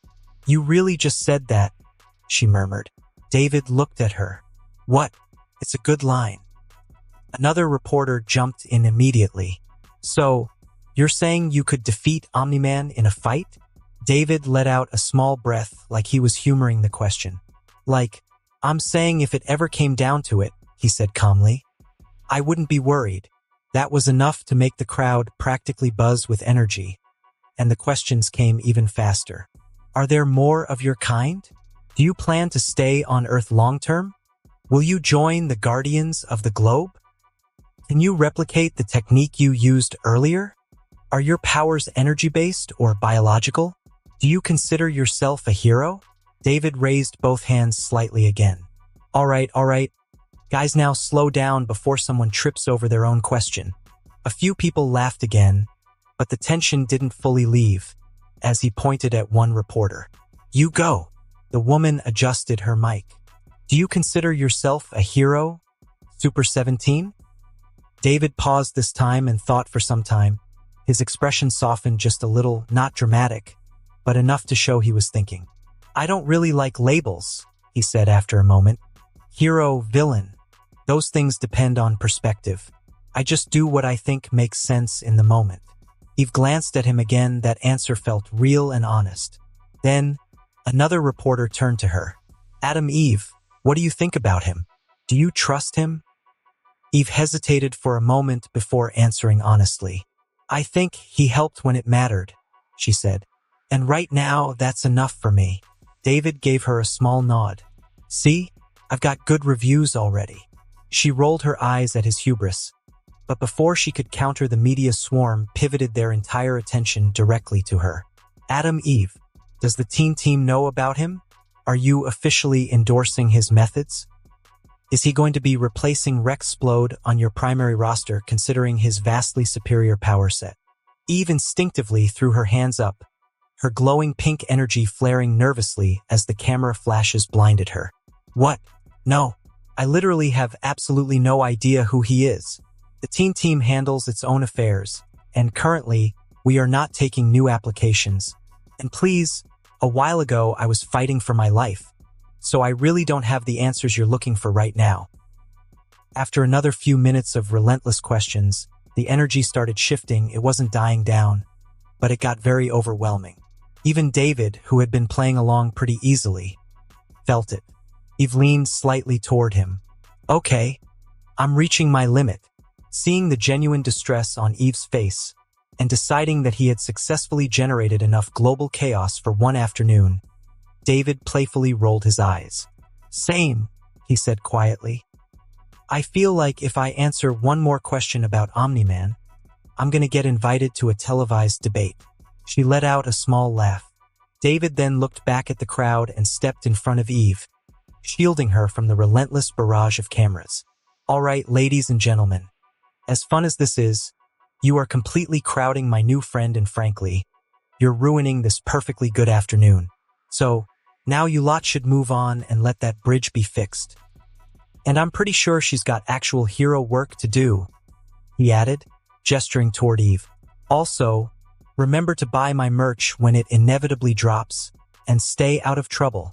Peace out. Without giving the press another millisecond to formulate a question, David grabbed Eve gently by the shoulder, and in a terrifyingly swift blur of motion that shattered the sound barrier with a sharp crack, they shot straight up into the stratosphere, leaving the roaring, bewildered crowd far behind them. They didn't stop ascending until the bustling, chaotic noise of Chicago faded into a peaceful, silent hum, hovering high amidst a vast sea of fluffy white cumulus clouds. The air up here was thin and freezing, but neither of them seemed particularly bothered by it. Eve immediately whirled around in midair to face him, her pink aura glowing brightly against the stark blue sky. Are you literally insane? Or do you just have a massive, subconscious death wish? You just went on live, global television and called Omni-Man, the guy who punches asteroids into dust for morning cardio, a vintage car. He is going to completely lose his mind when he sees that footage. I highly doubt he's going to do anything about it, Eve, David replied smoothly, folding his arms behind his head and floating lazily on his back like he was lounging in a swimming pool. Besides, I was just being honest. People appreciate transparency in their public figures. Now, did you have any other pressing questions? Or are you just going to spend the rest of the day yelling at me for having excellent speaking skills? Eve sighed heavily, running a glowing hand through her red hair, the lingering adrenaline finally starting to completely bleed out of her system. You said you were an alien from another galaxy who is on an intergalactic tour. Was that just a sarcastic joke for the cameras to make yourself sound cool? Or were you actually being serious? Because if you are an alien, you look incredibly, boringly human. It's true, David smiled softly, looking out over the endless horizon. You're telling me you came all this way just to… what? Sightsee? Yeah, more or less. Eve let out a breath. That's insane. David smiled and said, well, I've been told that many times. She shifted slightly in the air. And Omni-Man? You weren't just talking big back there, were you? David looked at her again. This time his expression was a little more neutral. No, he said simply. Eve held his gaze for a moment, then nodded slowly. Okay, so, can you expand on those previous topics? Well, I'm definitely not from around here. The universe is a massively complicated, incredibly strange place, and my personal origins would probably give you a massive migraine if I tried to explain them all at once. Let's just say I'm someone with a lot of power, a lot of free time, and absolutely zero desire to be a traditional cape-wearing Boy Scout. But if I see someone struggling, like a very talented girl trying to hold a bridge together, I don't mind lending a hand. Eve studied him carefully. He was arrogant, deeply weird, and possessed a level of power that frankly terrified her. But there was a strange, relaxed honesty in his eyes. He hadn't tried to hurt anyone. He hadn't asked for a reward, and he had made sure she was safe before addressing the press. As both of them hovered in silence for a few seconds, Eve spoke again. You know, you're not what I expected. David raised an eyebrow. What were you expecting? She shrugged slightly. I don't know. Someone more intense or serious. You're just weirdly normal. David laughed softly. I'll take that as a compliment. She smiled faintly. It is. But, for a guy who claims to be a wildly superior upgrade, you're surprisingly decent to talk to when there aren't 50 cameras shoved in your face. Look, you helped me out of a genuinely terrible situation today, and I owe you for that. I'm heading back to the Teen Team headquarters to file a report on those two idiots we just locked up. If you want, you can come with me. Meet the rest of the team. We might not be vintage muscle cars, but we have a pretty cool secret clubhouse. David's smirk widened into a genuine, bright smile. A secret superhero clubhouse? How can I possibly say no to a cliché like that? Lead the way and I promise I'll be on my absolute best behavior. Yeah. They would love to know more about you. And honestly, I think it'd be better if they heard it from you directly instead of watching it on the news. So, then, just follow me. Miles beneath the surface of the Earth, in the hypersecure nerve center of the Global Defense Agency, Cecil was currently chewing on an antacid tablet as if it were a piece of tough steak. The massive, wall-sized monitors in front of him were replaying David's impromptu press conference on a continuous, agonizing loop. He called himself an upgrade, Cecil muttered darkly, his scarred face twisting into a deep scowl. He literally looked directly into the lens of a camera broadcasting to 3 billion people and told the world that Nolan is obsolete. The sheer, unadulterated ego on this guy is going to start World War III before the week is out. Standing perfectly still beside him, Donald Ferguson adjusted his glasses, his face a mask of calculated, almost robotic neutrality. Sir, you must admit that his physical display on the bridge backs up his incredibly bold claims. Our satellite telemetry analyzed his actions. When he pulled those suspension cables together, he didn't just use brute strength. He utilized a different technique that we can't even begin to replicate. And those green containment spheres?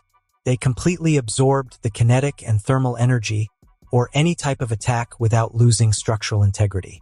He is a walking, talking anomaly. He's a walking PR nightmare and a global threat wrapped in a smug, charming smile. Donald, Cecil snapped, rubbing his temples furiously. I paid him $50 billion to stay on his private mansion and keep his head down, and less than an hour later he's doing interviews in Chicago and hitting on Adam Eve. Keep every single satellite we have locked onto his biological signature. If he so much as sneezes near a major population center again, I want to know about it before the wind changes direction. We can do that, sir, Donald replied. But at least he did not escalate the situation unnecessarily, so we can count that as positive, he added. Cecil didn't disagree, but he also didn't downplay himself. Not even a little. Donald glanced at the screen. Do you think he was exaggerating? Cecil let out a dry laugh. I don't think he was, and frankly, that's the issue. Meanwhile, in a quiet suburban neighborhood far removed from the chaos of the city, the Grayson household was experiencing its own form of uncomfortable tension. In the warmly lit kitchen, Debbie Grayson was aggressively chopping vegetables for dinner, the sharp, rhythmic sound of the knife hitting the cutting board echoing in the room. Sitting at the dining table was a young Mark Grayson who was mindlessly eating a bowl of cereal, his eyes glued to the television screen mounted under the cabinets, completely captivated by the breaking news footage of the new hero, Super 17. Whoa! Did you hear that? The upgrade? Mark said around a mouthful of cereal, his eyes wide with teenage disbelief. Dad, this guy has some serious nerve talking about you like that on live TV. Have you ever even met him? Is he actually that strong? Or is he just completely full of it? Nolan was leaning against the doorframe, his arms crossed over his broad chest. To Mark and Debbie, he looked entirely calm, a faint, amused smile playing on his lips. But internally, Nolan was gripping his own forearms so tightly that his fingernails were drawing tiny, microscopic drops of blood from his indestructible skin. He remembered the excruciating, blinding pain in his shoulder from just a few hours prior. He remembered the terrifying, immovable weight of the man calling himself an intergalactic tourist.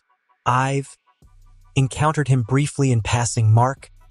Nolan lied smoothly, his deep, comforting voice completely betraying the swirling vortex of panic and rage in his mind. He's new to the scene, so he's got a bit of a flashy power set and a massive chip on his shoulder. In this line of work, you meet a lot of arrogant people who think they are some hot shots and can reinvent the wheel. Don't worry, it's nothing I can't handle. He's just trying to make a name for himself by piggybacking on my fame. Yeah, Dad, I'm sure that this guy is just trying to use your name to get more visibility and popularity. Maybe he is looking for that sweet sponsorship money, Mark said, again taking a scoop from his bowl. You should handle this quickly, otherwise the new guys will start to copy him and go around belittling and mocking you just for some clout, he continued. Debbie paused her chopping and looked up at the screen, her instincts flaring with immediate unease. She watched David's charming, predatory smile as he addressed the cameras. I don't know, Nolan. He seems a little too comfortable with the media, a little too completely unbothered by everything. People with that much power who don't take things seriously are incredibly dangerous. Please, just promise me you'll be careful if you end up having to work with him out there. I'm always careful, Debbie, Nolan replied softly, walking over to kiss her gently on the cheek. But as he looked back at the television screen, Nolan's eyes darkened into a cold, murderous glare. He knew, with absolute certainty, that David wasn't trying to leech off his achievements. David was actively mocking him, daring him to do something about it. And for the first time in 2,000 years, Nolan genuinely didn't know what his next move should be. That alone was enough to make the room feel heavier. Far away from the suburbs, the GDA, and the bright skies of Chicago, multiple, flickering monitor illuminated a dark room.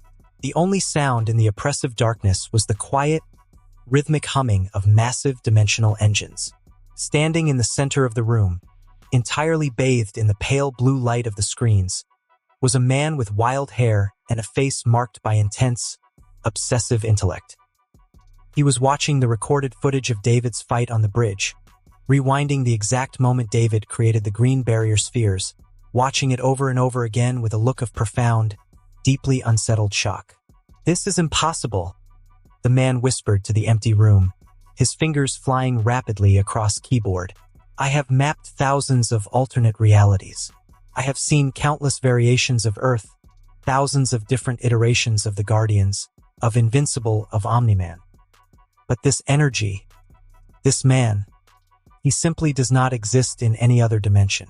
He is a complete, total anomaly, a singular disruption in the multiversal fabric. You weren't supposed to be here, he murmured quietly.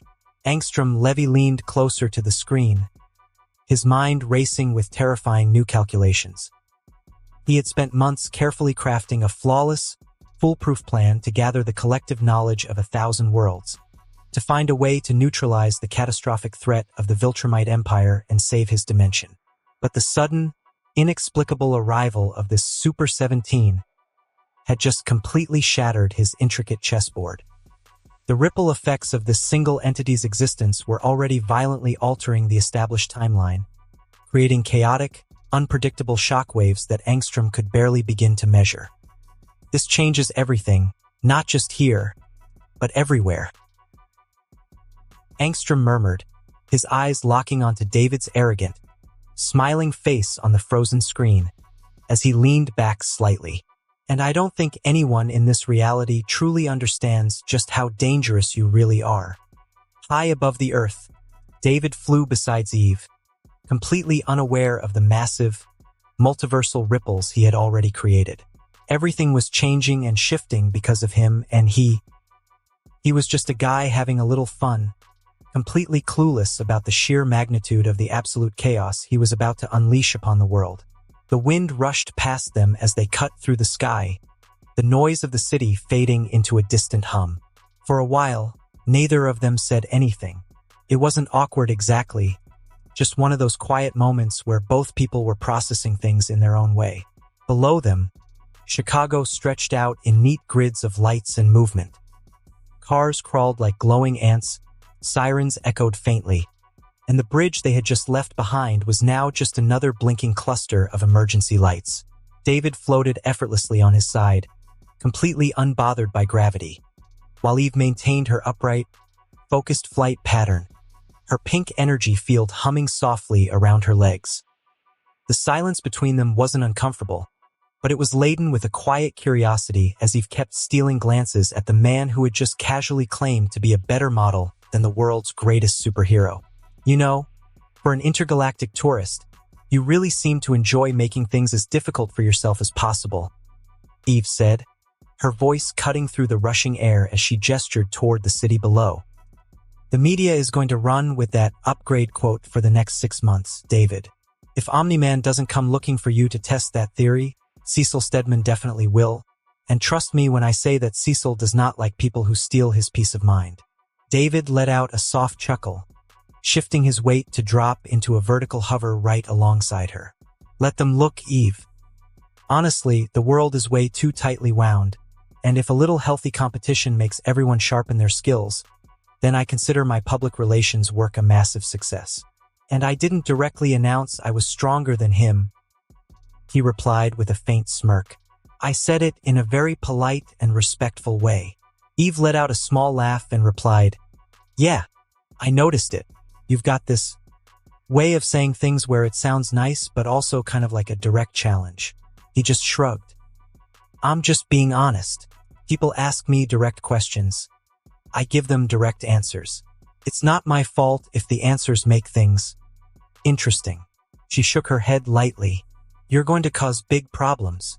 Me? He said, feigning surprise. I just got here. I haven't even unpacked yet. Besides, a guy who just saved thousands of people can afford to be a little cocky, don't you think? I'm just trying to live my best life and maybe shake things up a bit while I figure out this world. Eve rolled her eyes, but the small involuntary smile was still tugging at her lips despite her best efforts to remain serious. You are completely ridiculous, you know that? Most people get superpowers and they worry about secret identities or moral codes or the heavy burden of protecting the innocent. You just treat the whole planet like it's your personal playground and everyone else is just living in it. Maybe I do, David replied, his eyes scanning the horizon as the sun began to dip beneath the skyline, casting long golden shadows across the streets. They flew lower after a while, weaving between taller buildings. The city felt more alive here.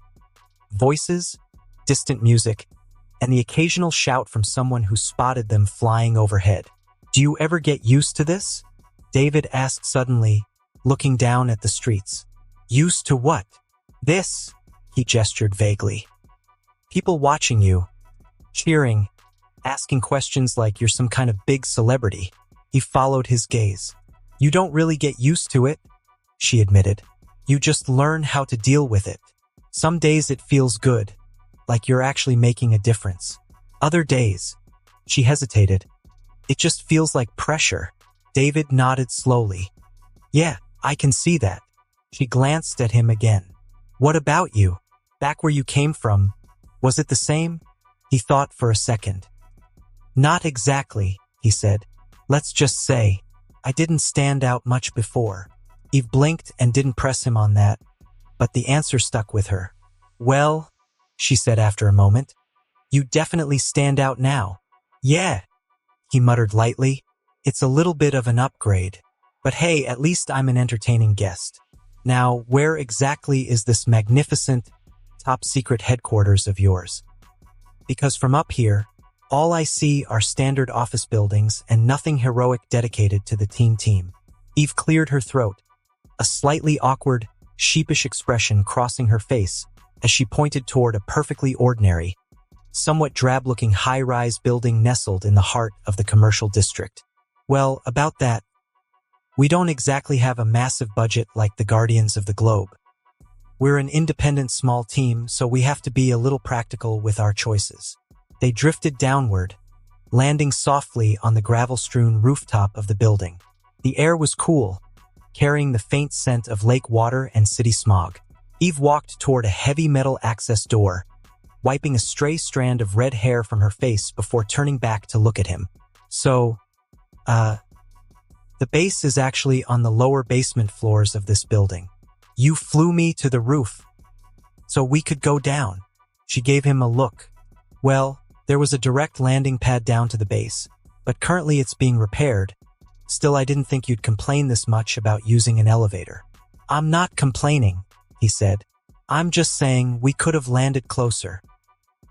Just be a little understanding. It also keeps us hidden from the public and the paparazzi, though it does mean we don't get a very good view of the sunset unless we come up here to complain about our day," Eve said, looking towards David. "A basement clubhouse," David remarked, his voice dripping with playful, sarcastic disappointment as he followed her toward the door. "Man, and here I was expecting a floating fortress or an underground cave filled with high-tech jet planes." They stepped into a stark, brightly lit service corridor and made their way toward a pair of completely standard elevator doors. Eve pressed the down button, and the mechanical chime echoed loudly in the quiet space.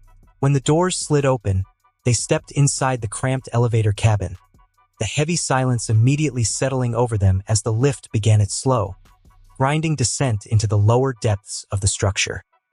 Eve shifted her weight nervously from foot to foot, the sudden confined space making her hyper-aware of just how massive and intimidating David's presence actually was, despite his incredibly casual demeanor. "So, what are you planning to do now that you're officially a public figure? Are you going to register with the GDA? Or are you just going to keep flying around the world causing massive heart attacks for government bureaucrats?" David leaned his back against the mirrored wall of the elevator, crossing his arms over his chest as he looked at her reflection. "The GDA can barely handle the heroes they already have, Eve. I have absolutely zero interest in wearing a tracking device or taking orders from a guy who looks like he hasn't slept since the Cold War. I'm just going to find my mansion, get comfortable, and see where the wind takes me. If you guys ever need a hand with some actual heavy lifting, you know my name. But don't expect me to show up for the weekly synchronized flying drills." Eve just gave a soft chuckle in response. "Also, you ever have moments here where things go from insane to completely normal in like 5 seconds?" he asked again.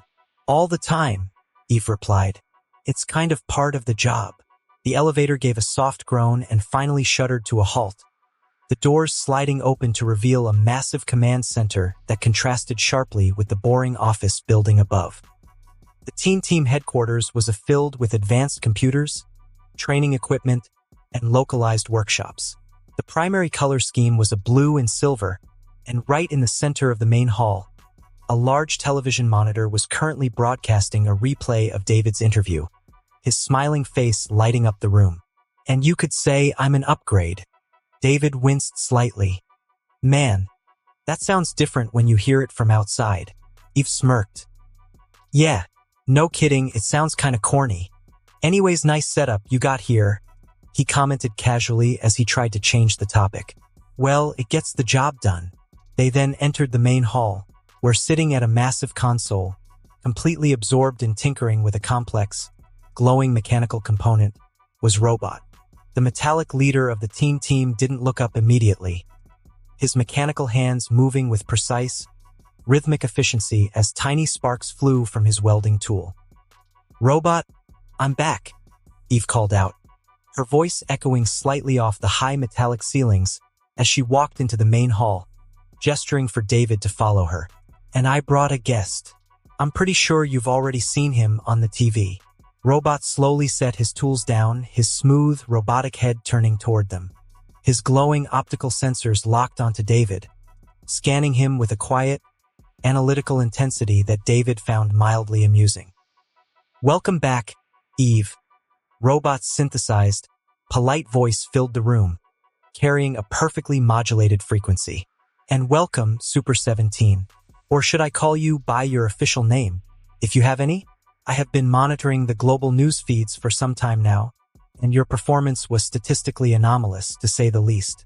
The sheer physical force required to stabilize those structural cables without causing a secondary collapse defies standard superhuman mechanics.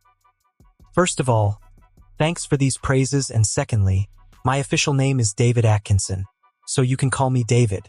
Eve sighed, walking over to one of the main console chairs and slumping into it with a tired groan. Yeah, well, he's incredibly smug about it too, Robot. Where were you, by the way? I was getting completely overwhelmed out there by those two shitheads, and I was trying to call for backup before David dropped out of the sky. I apologize for the lack of communication, Eve, Robot replied, his mechanical hands folding neatly in front of him. A group of escaped prisoners required my immediate containment. Since Rex and Duplicate were completely unreachable and out of pocket, I had to respond to the threat personally to prevent a massive breakout. By the time I neutralized the situation and prepared to redirect my flight path to assist you, the crisis on the bridge had already been fully resolved by 17's intervention. I returned here to analyze the footage. Robot turned his optical sensors back toward David, his voice completely devoid of judgment but filled with clinical curiosity. Your statement regarding Omni-Man has already triggered a 30% spike in global media engagement, Mr. Atkinson. It was a highly provocative tactical choice. May I inquire what your long-term operational goals are on this planet? David walked forward, casually inspecting a piece of advanced machinery on one of the workbenches, his expression completely unreadable to the mechanical leader. My goals are incredibly simple, Robot. I want to be left completely alone to enjoy my immense wealth, and I want to make sure nobody ruins my vacation. I don't care about your world politics, and I don't care about global conquest. But if your people get in my way, I will have to move them. It's nothing personal. Robot turned his full attention to David. Well, interesting choice of words, if I must say. So, you identified yourself as Super 17 during your interview, he said. Is that designation final? David just brushed off and gave a casual reply. I'm still testing it out. Also, it got a nice ring to it though, right? It is distinctive, Robot replied. David smirked slightly. I'll take that.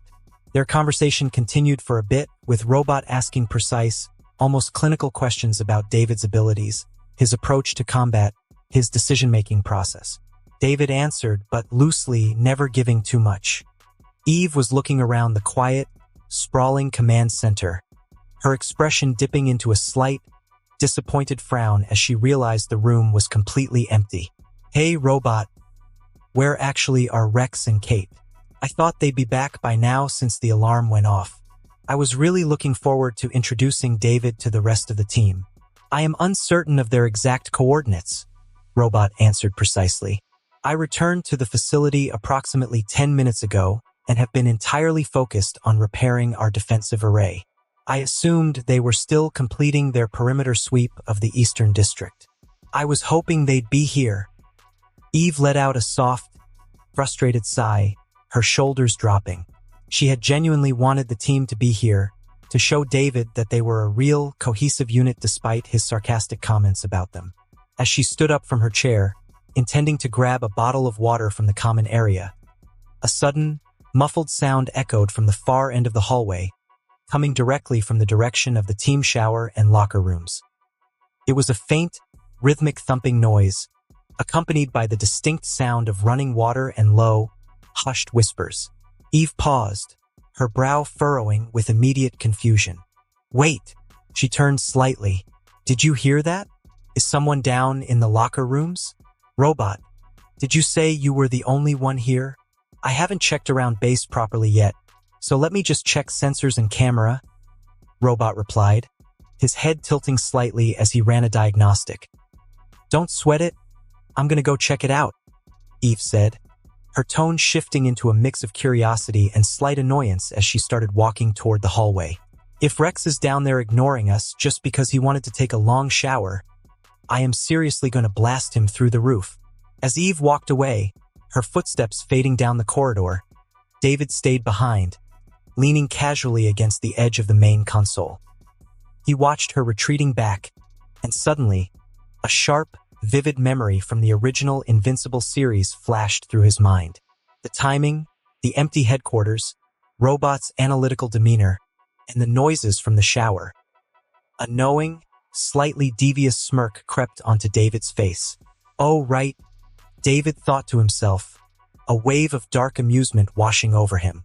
Robot noticed the sudden change in David's expression, his optical sensors blinking. Mr. Atkinson? Your heart rate remains perfectly stable, but your facial micro-expressions suggest a sudden realization or internal amusement. Is there an issue with our facility's layout? Not at all, Robot, David replied smoothly, turning back to face the mechanical leader with a completely relaxed, innocent smile. I was just thinking about how unpredictable life can be. Please go on with what you were saying about my energy signatures. I'm all ears. Robot tilted his head slightly as David leaned back slightly, relaxed, but his attention was still partially on the hallway. Timing's about right. Meanwhile, down the dimly lit, metallic hallway, Eve walked closer to the heavy frosted glass doors of the locker room. The sound of running water was much louder now, steam gently escaping from the gap beneath the frame and curling into the cool air of the corridor. Hello? Eve called out, knocking firmly on the glass panel, her voice carrying a sharp note of authority. Is someone in there? Rex, if that's you, you need to get out here right now. The entire city was practically on fire, and Robot had to handle a prison break completely by himself. There was a sudden, violent thud from inside the room, followed by the frantic sound of someone scrambling against a tiled floor. A second later, the heavy door flew open, and Duplicate came rushing out into the hallway. She was wrapped tightly in a white towel, her dark hair dripping wet, her skin flushed, and her eyes wide with an intense, frantic look of complete panic. She was breathing heavily, her chest heaving as she stared at Eve like she had just seen a ghost. Kate? Eve? Oh my God! Eve! Kate stammered, her voice shaking violently as she tried to block the doorway with her body. We didn't think you'd be back so fast. The perimeter sweep ran late, and I just needed to wash off the grime, you know? Are you okay? I saw the news about the bridge. Eve frowned, stepping closer, her instincts instantly giving way to a deep, heavy sense of suspicion. Kate was acting incredibly guilty, her eyes darting wildly down the hallway toward the main room. Kate, what is wrong with you? You look completely terrified. Are you hurt? Why are you breathing like you just ran a marathon? Before Kate could formulate a coherent, lying excuse, a sudden, sharp, involuntary moan escaped her lips. Her knees buckled slightly, and her eyes rolled back for a fraction of a second, her body shuddering as if she were experiencing a sudden jolt of physical stimulation. Eve froze, her expression turning incredibly cold. She knew exactly how Kate's powers worked. Every single clone shared a continuous, deeply linked sensory feedback loop with the prime body. If one clone was experiencing intense physical exertion, pain, or pleasure, the others felt the echo of it instantly. Kate, Eve whispered, her voice dropping into a dangerous, trembling register. What is going on in there? Eve, wait, don't go in there. Please, just let me explain. Kate cried out, reaching out a wet hand to stop her, but Eve completely ignored her. She stepped into the thick, humid fog of the shower room, her vision cutting through the steam to lock onto the central stall. There, standing under the cascading hot water, was Rex Splode, and another copy of Kate was wrapped around his body. They were completely caught in the act, their expressions freezing in absolute, petrified horror as the steam cleared to reveal Eve standing in the doorway. The silence in the shower room was suffocating, broken only by the steady, rhythmic dripping of the water. You've got to be kidding me. Eve, Rex choked out, his face turning completely pale as he instantly pushed the clone away from him, scrambling backward against the wet tile wall as if he could somehow disappear into the brickwork. Eve, oh my God. It's not what it looks like. I swear to you, it's completely innocent. We were just innocent. Eve's voice didn't erupt. It cracked, a raw, bleeding sound filled with a devastating mix of intense anger, heartbreak, and profound betrayal. Her hands began to crackle violently with a volatile, bright pink energy that illuminated the entire steamy room. You are cheating on me. In our own headquarters. While I was out there risking my life trying to save a city, you were down here doing this. Eve, listen to me, please. Rex screamed, entirely panicked now as he grabbed a towel and threw it around his waist, desperately running out of the shower stall after her as she turned and bolted back into the hallway. It doesn't mean anything. It's just Kate. We were just blowing off steam. It's a superhuman thing you don't understand. It doesn't affect how I feel about you. And besides, these aren't even real Kates. As Rex tumbled out into the corridor, the scene only got worse as 3 identical copies of Duplicate came running out from the side stalls, all of them frantic, trying to surround Eve and calm her down. Eve's fists clenched as her energy flickered. Wow, she said, her voice shaking, not weak, but angry. You two really went all in, didn't you? Eve, just listen to us and please, don't do anything crazy. It was a mistake. We didn't mean to hurt you. The clones shouted in a chaotic, overlapping chorus. Don't, she cut him off sharply. Don't even try that. I'm not stupid and I've listened enough. Rex stepped forward, hands raised slightly. Get away from me. All of you. Get the hell away from me. Eve screamed, her emotional restraint completely snapping. The raw, atomic energy inside her erupted like a volcano. She whirled around to face Rex, her eyes glowing with a terrifying pink light, as she lifted her hand and unleashed a massive, concussive blast of solid energy directly into his chest. Boom! The explosion was deafening. Rex didn't even have time to scream as the pink beam lifted him off his feet, launching him violently down the length of the corridor. He smashed through a heavy set of double doors, hurtling across the main hall and crashing hard into a stack of metal equipment crates before falling nearly unconscious to the floor, covered in soot and minor burns. Kate gasped as everything went silent. Hearing the massive, explosive blast, Robot immediately went on high alert, his mechanical joints whirring loudly as he sprinted toward the source of the noise. David followed closely behind him, his hands still casually in his pockets, walking at a leisurely pace with a calm, knowing smirk plastered across his face. They stepped into the hallway to see a scene of complete, chaotic devastation. The walls were scorched black, several of Kate's clones stood frozen, and Eve was standing in the center of it all, her chest heaving, tears streaming openly down her face as her energy slowly faded. Damn, David said casually. That escalated fast. He looked at Rex's crumpled body, then at the crying Eve, and let out a quiet internal breath. Well, that solves one problem, David thought, his mind working with a quiet, calculated coolness. The original timeline remains perfectly intact for now. Rex is officially out of the picture, and Eve is completely done with this team. Honestly, this makes things a whole lot easier for me going forward. She deserves a way better guy than someone who explodes things for a living anyway. He didn't say it out loud, maintaining his calm, neutral posture as he took a slow step toward the heartbroken girl, waiting to see how she would handle the wreckage of her own life. The echo of Eve's energy blast finally stopped ringing off the reinforced walls, replaced only by the heavy, suffocating silence of the devastated hallway. The smell of scorched concrete and lingering steam from the shower room hung thick in the air. Robot stood perfectly still at the end of the corridor, his optical sensors whirring as they rapidly processed the volatile emotional and physical data unfolding in front of him. Beside him, David casually leaned against the doorframe, his arms crossed over his chest. He was watching the drama play out with the detached, mildly fascinated expression of someone binge-watching a particularly chaotic reality TV show. In the center of the hallway, Kate was shivering violently. With a rapid succession of quiet sounds, the remaining clones got absorbed into her, leaving only original Kate standing barefoot on the cold floor, clutching the damp white towel tightly around her trembling shoulders. She couldn't meet Eve's furious, tear-filled eyes, her gaze dropping to the floor in overwhelming shame. Rex groaned faintly from the floor, somewhere between conscious and unconscious state. Eve was frozen where she was, and her hands were still slightly raised from the attack, pink energy flickering weakly before fading away.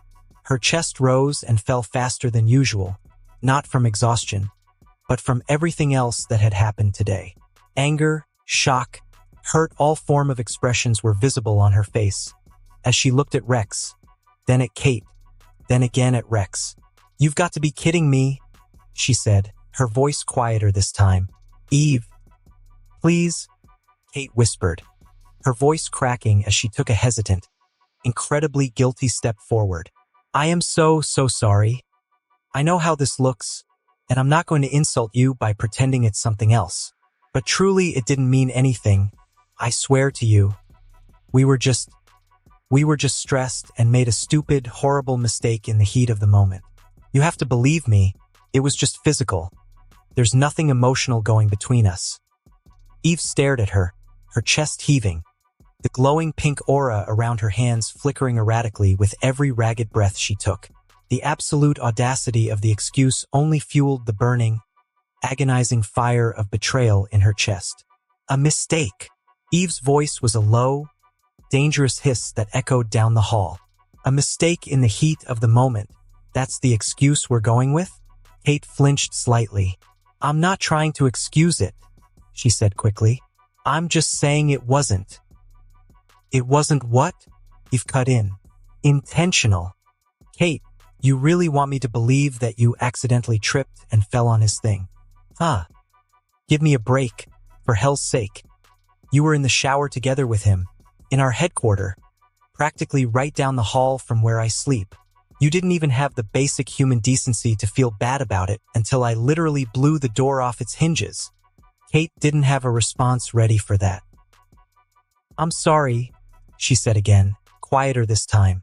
"I really am." From the far end of the hall, a painful groan interrupted them.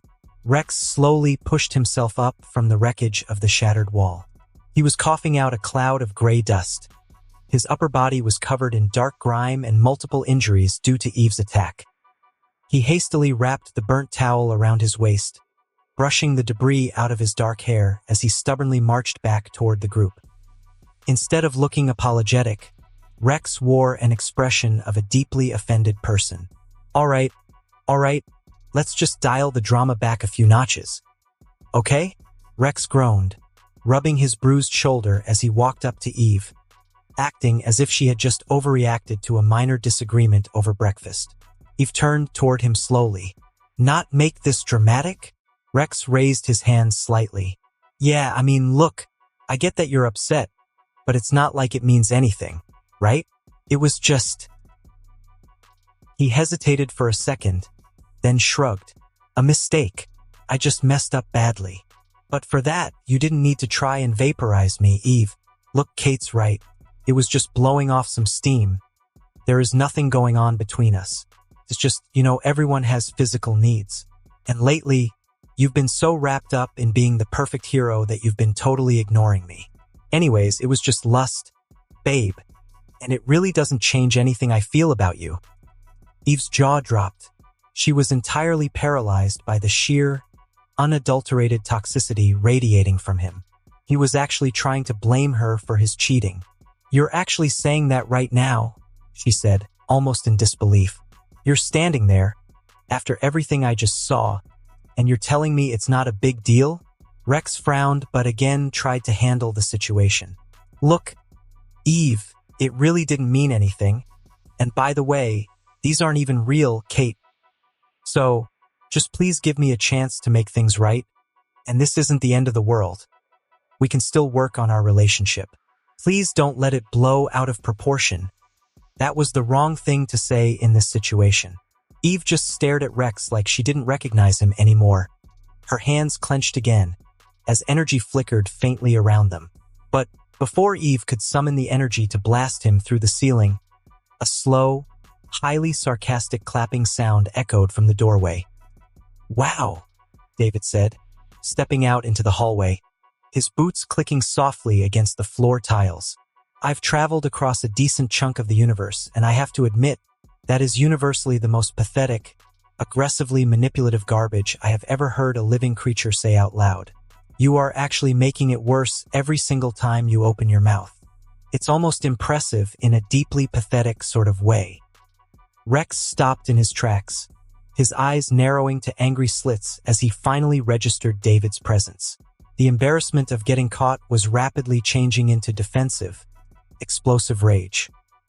He glared at the tall stranger who had just interrupted his attempt to gaslight his girlfriend. And, who the hell are you supposed to be? Rex snapped, stepping aggressively away from Eve and marching straight toward David. You the new janitor? A lost fanboy? This is our team's private matter. So keep your mouth shut and mind your own business before I blow you halfway to Wisconsin. Eve remained completely silent, her arms wrapped tightly around herself. She was physically and emotionally exhausted, completely lost in a numb haze of heartbreak. She didn't have it in her to stop Rex from acting like an idiot, and a tiny, vindictive part of her genuinely wanted to see what David would do to him. David met his gaze, completely unfazed. I'm someone with basic common sense, which by the looks of it doesn't seem common around here. Rex scoffed. Oh, great. Now I've got random outsiders giving relationship advice. That's exactly what I needed right now. He then took a step forward. Kate, however, was suddenly gripped by a cold feeling as her eyes widened slightly. She had seen the news flashing across the major channel and recognized the face of the man standing in front of them.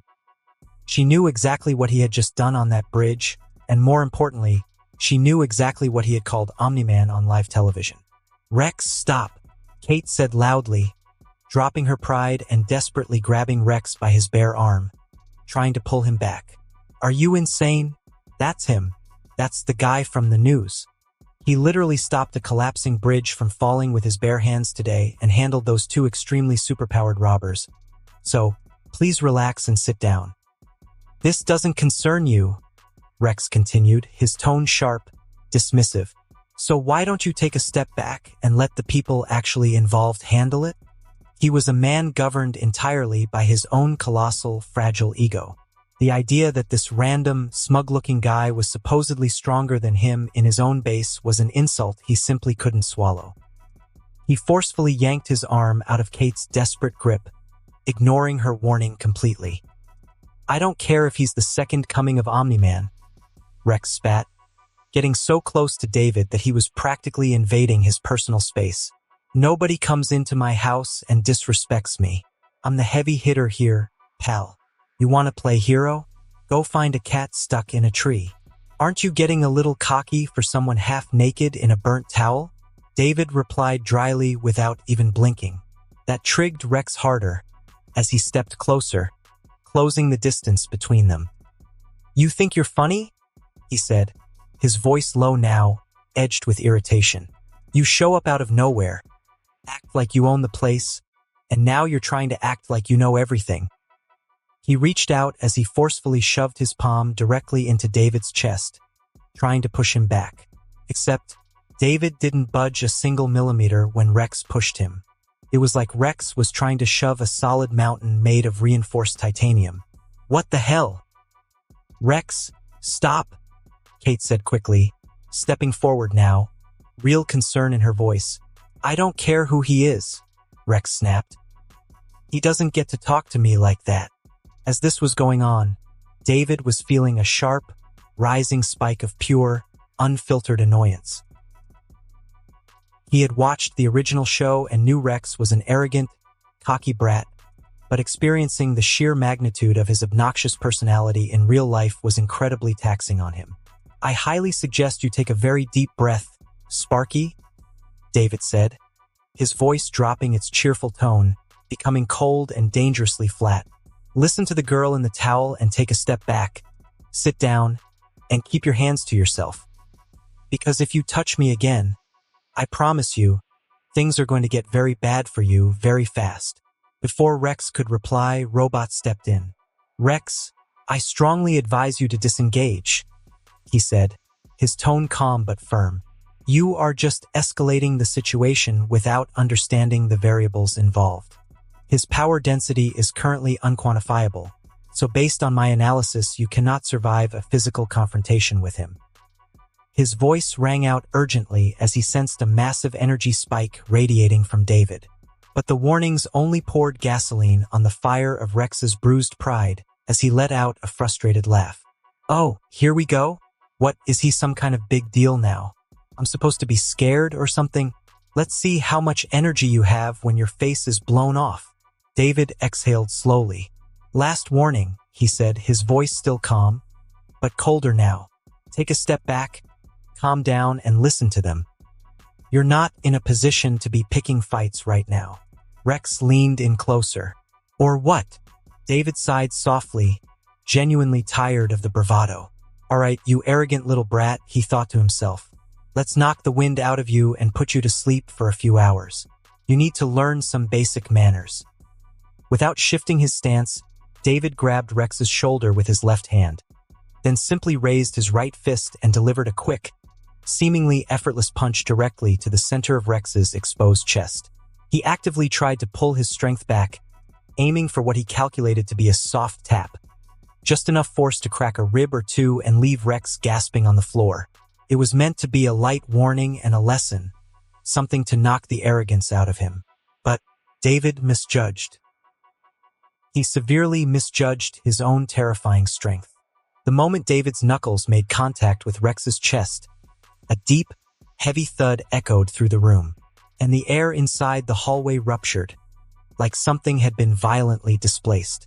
A sound like a cannon firing inside a completely sealed room entirely deafened everyone in the room. Rex's chest visibly caved inward under the impossibly dense impact.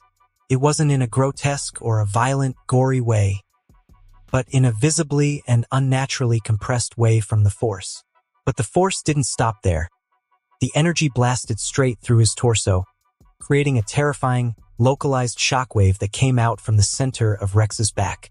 His entire back bulged outward slightly.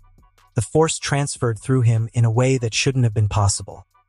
The rippling blast of compressed air violently distorted the space behind him, slamming into the concrete wall 10 feet away with enough force to crack the reinforced foundation of the building. Time seemed to freeze. Rex's eyes bulged out of his skull, completely wide with an uncomprehending, agonizing shock. For a split second, he just hovered an inch off the ground, suspended by the sheer, ungodly force of the blow. The only reason he wasn't thrown across the room was because David was holding him in place with his other hand. Then, a thick pool of dark red blood slowly slipped from the corner of his mouth, spraying slowly across the floor tiles. He collapsed but didn't fly backward as he was being firmly held in place. Rex just dropped dead like a puppet whose strings had been violently cut with a machete and hit the ground with a loud thud. He lay there, completely motionless. A terrifying, gurgling was escaping his shattered chest as his body desperately tried to draw air into lungs that were suddenly swimming in blood. The silence that followed was heavy and absolutely horrifying. Nobody dared to move or breathe out loud. Kate let out a choked scream, her hands flying to her mouth. Rex! She dropped to her knees beside Rex's broken body, completely ignoring the fact that her towel was slipping. She didn't dare touch him, her eyes darting up to look at David with the kind of primal, instinctual terror usually reserved for apex predators. Even Eve was entirely shocked out of her anger. The burning pink energy instantly vanished from her hands, replaced by a cold, creeping dread. I didn't hit him that hard," she whispered, more to herself than anyone else. David had barely moved his arm, and with what looked like a lazy half-swing, he had completely destroyed Rex's chest, she thought inwardly. Robot was the only one who broke the silence. He crouched beside Rex, scanning quickly with precise efficiency. Critical internal injuries detected, Robot stated, his mechanical voice uncharacteristically fast and urgent. Massive internal hemorrhaging, multiple compound fractures of the sternum and ribcage, collapsing lungs. He is going into immediate cardiac arrest. He paused for a fraction of a second. I am contacting GDA medical units immediately. David stood where he was, staring down at his own fist, and then down at the ruined, bleeding Rex on the floor. He blinked slowly, a wave of genuine, highly awkward shock washing over his face. He didn't want to kill Rex, he just wanted to shut him up. It was just that he hadn't realized how massive the gap between his own power and the fragile, mortal durability of these heroes truly was.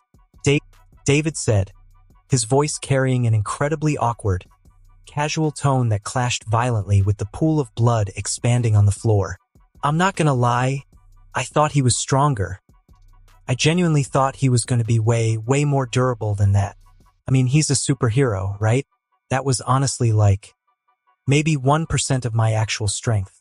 I barely tapped him. It was supposed to be light jab. His words sounded almost off, like even he didn't quite believe them himself.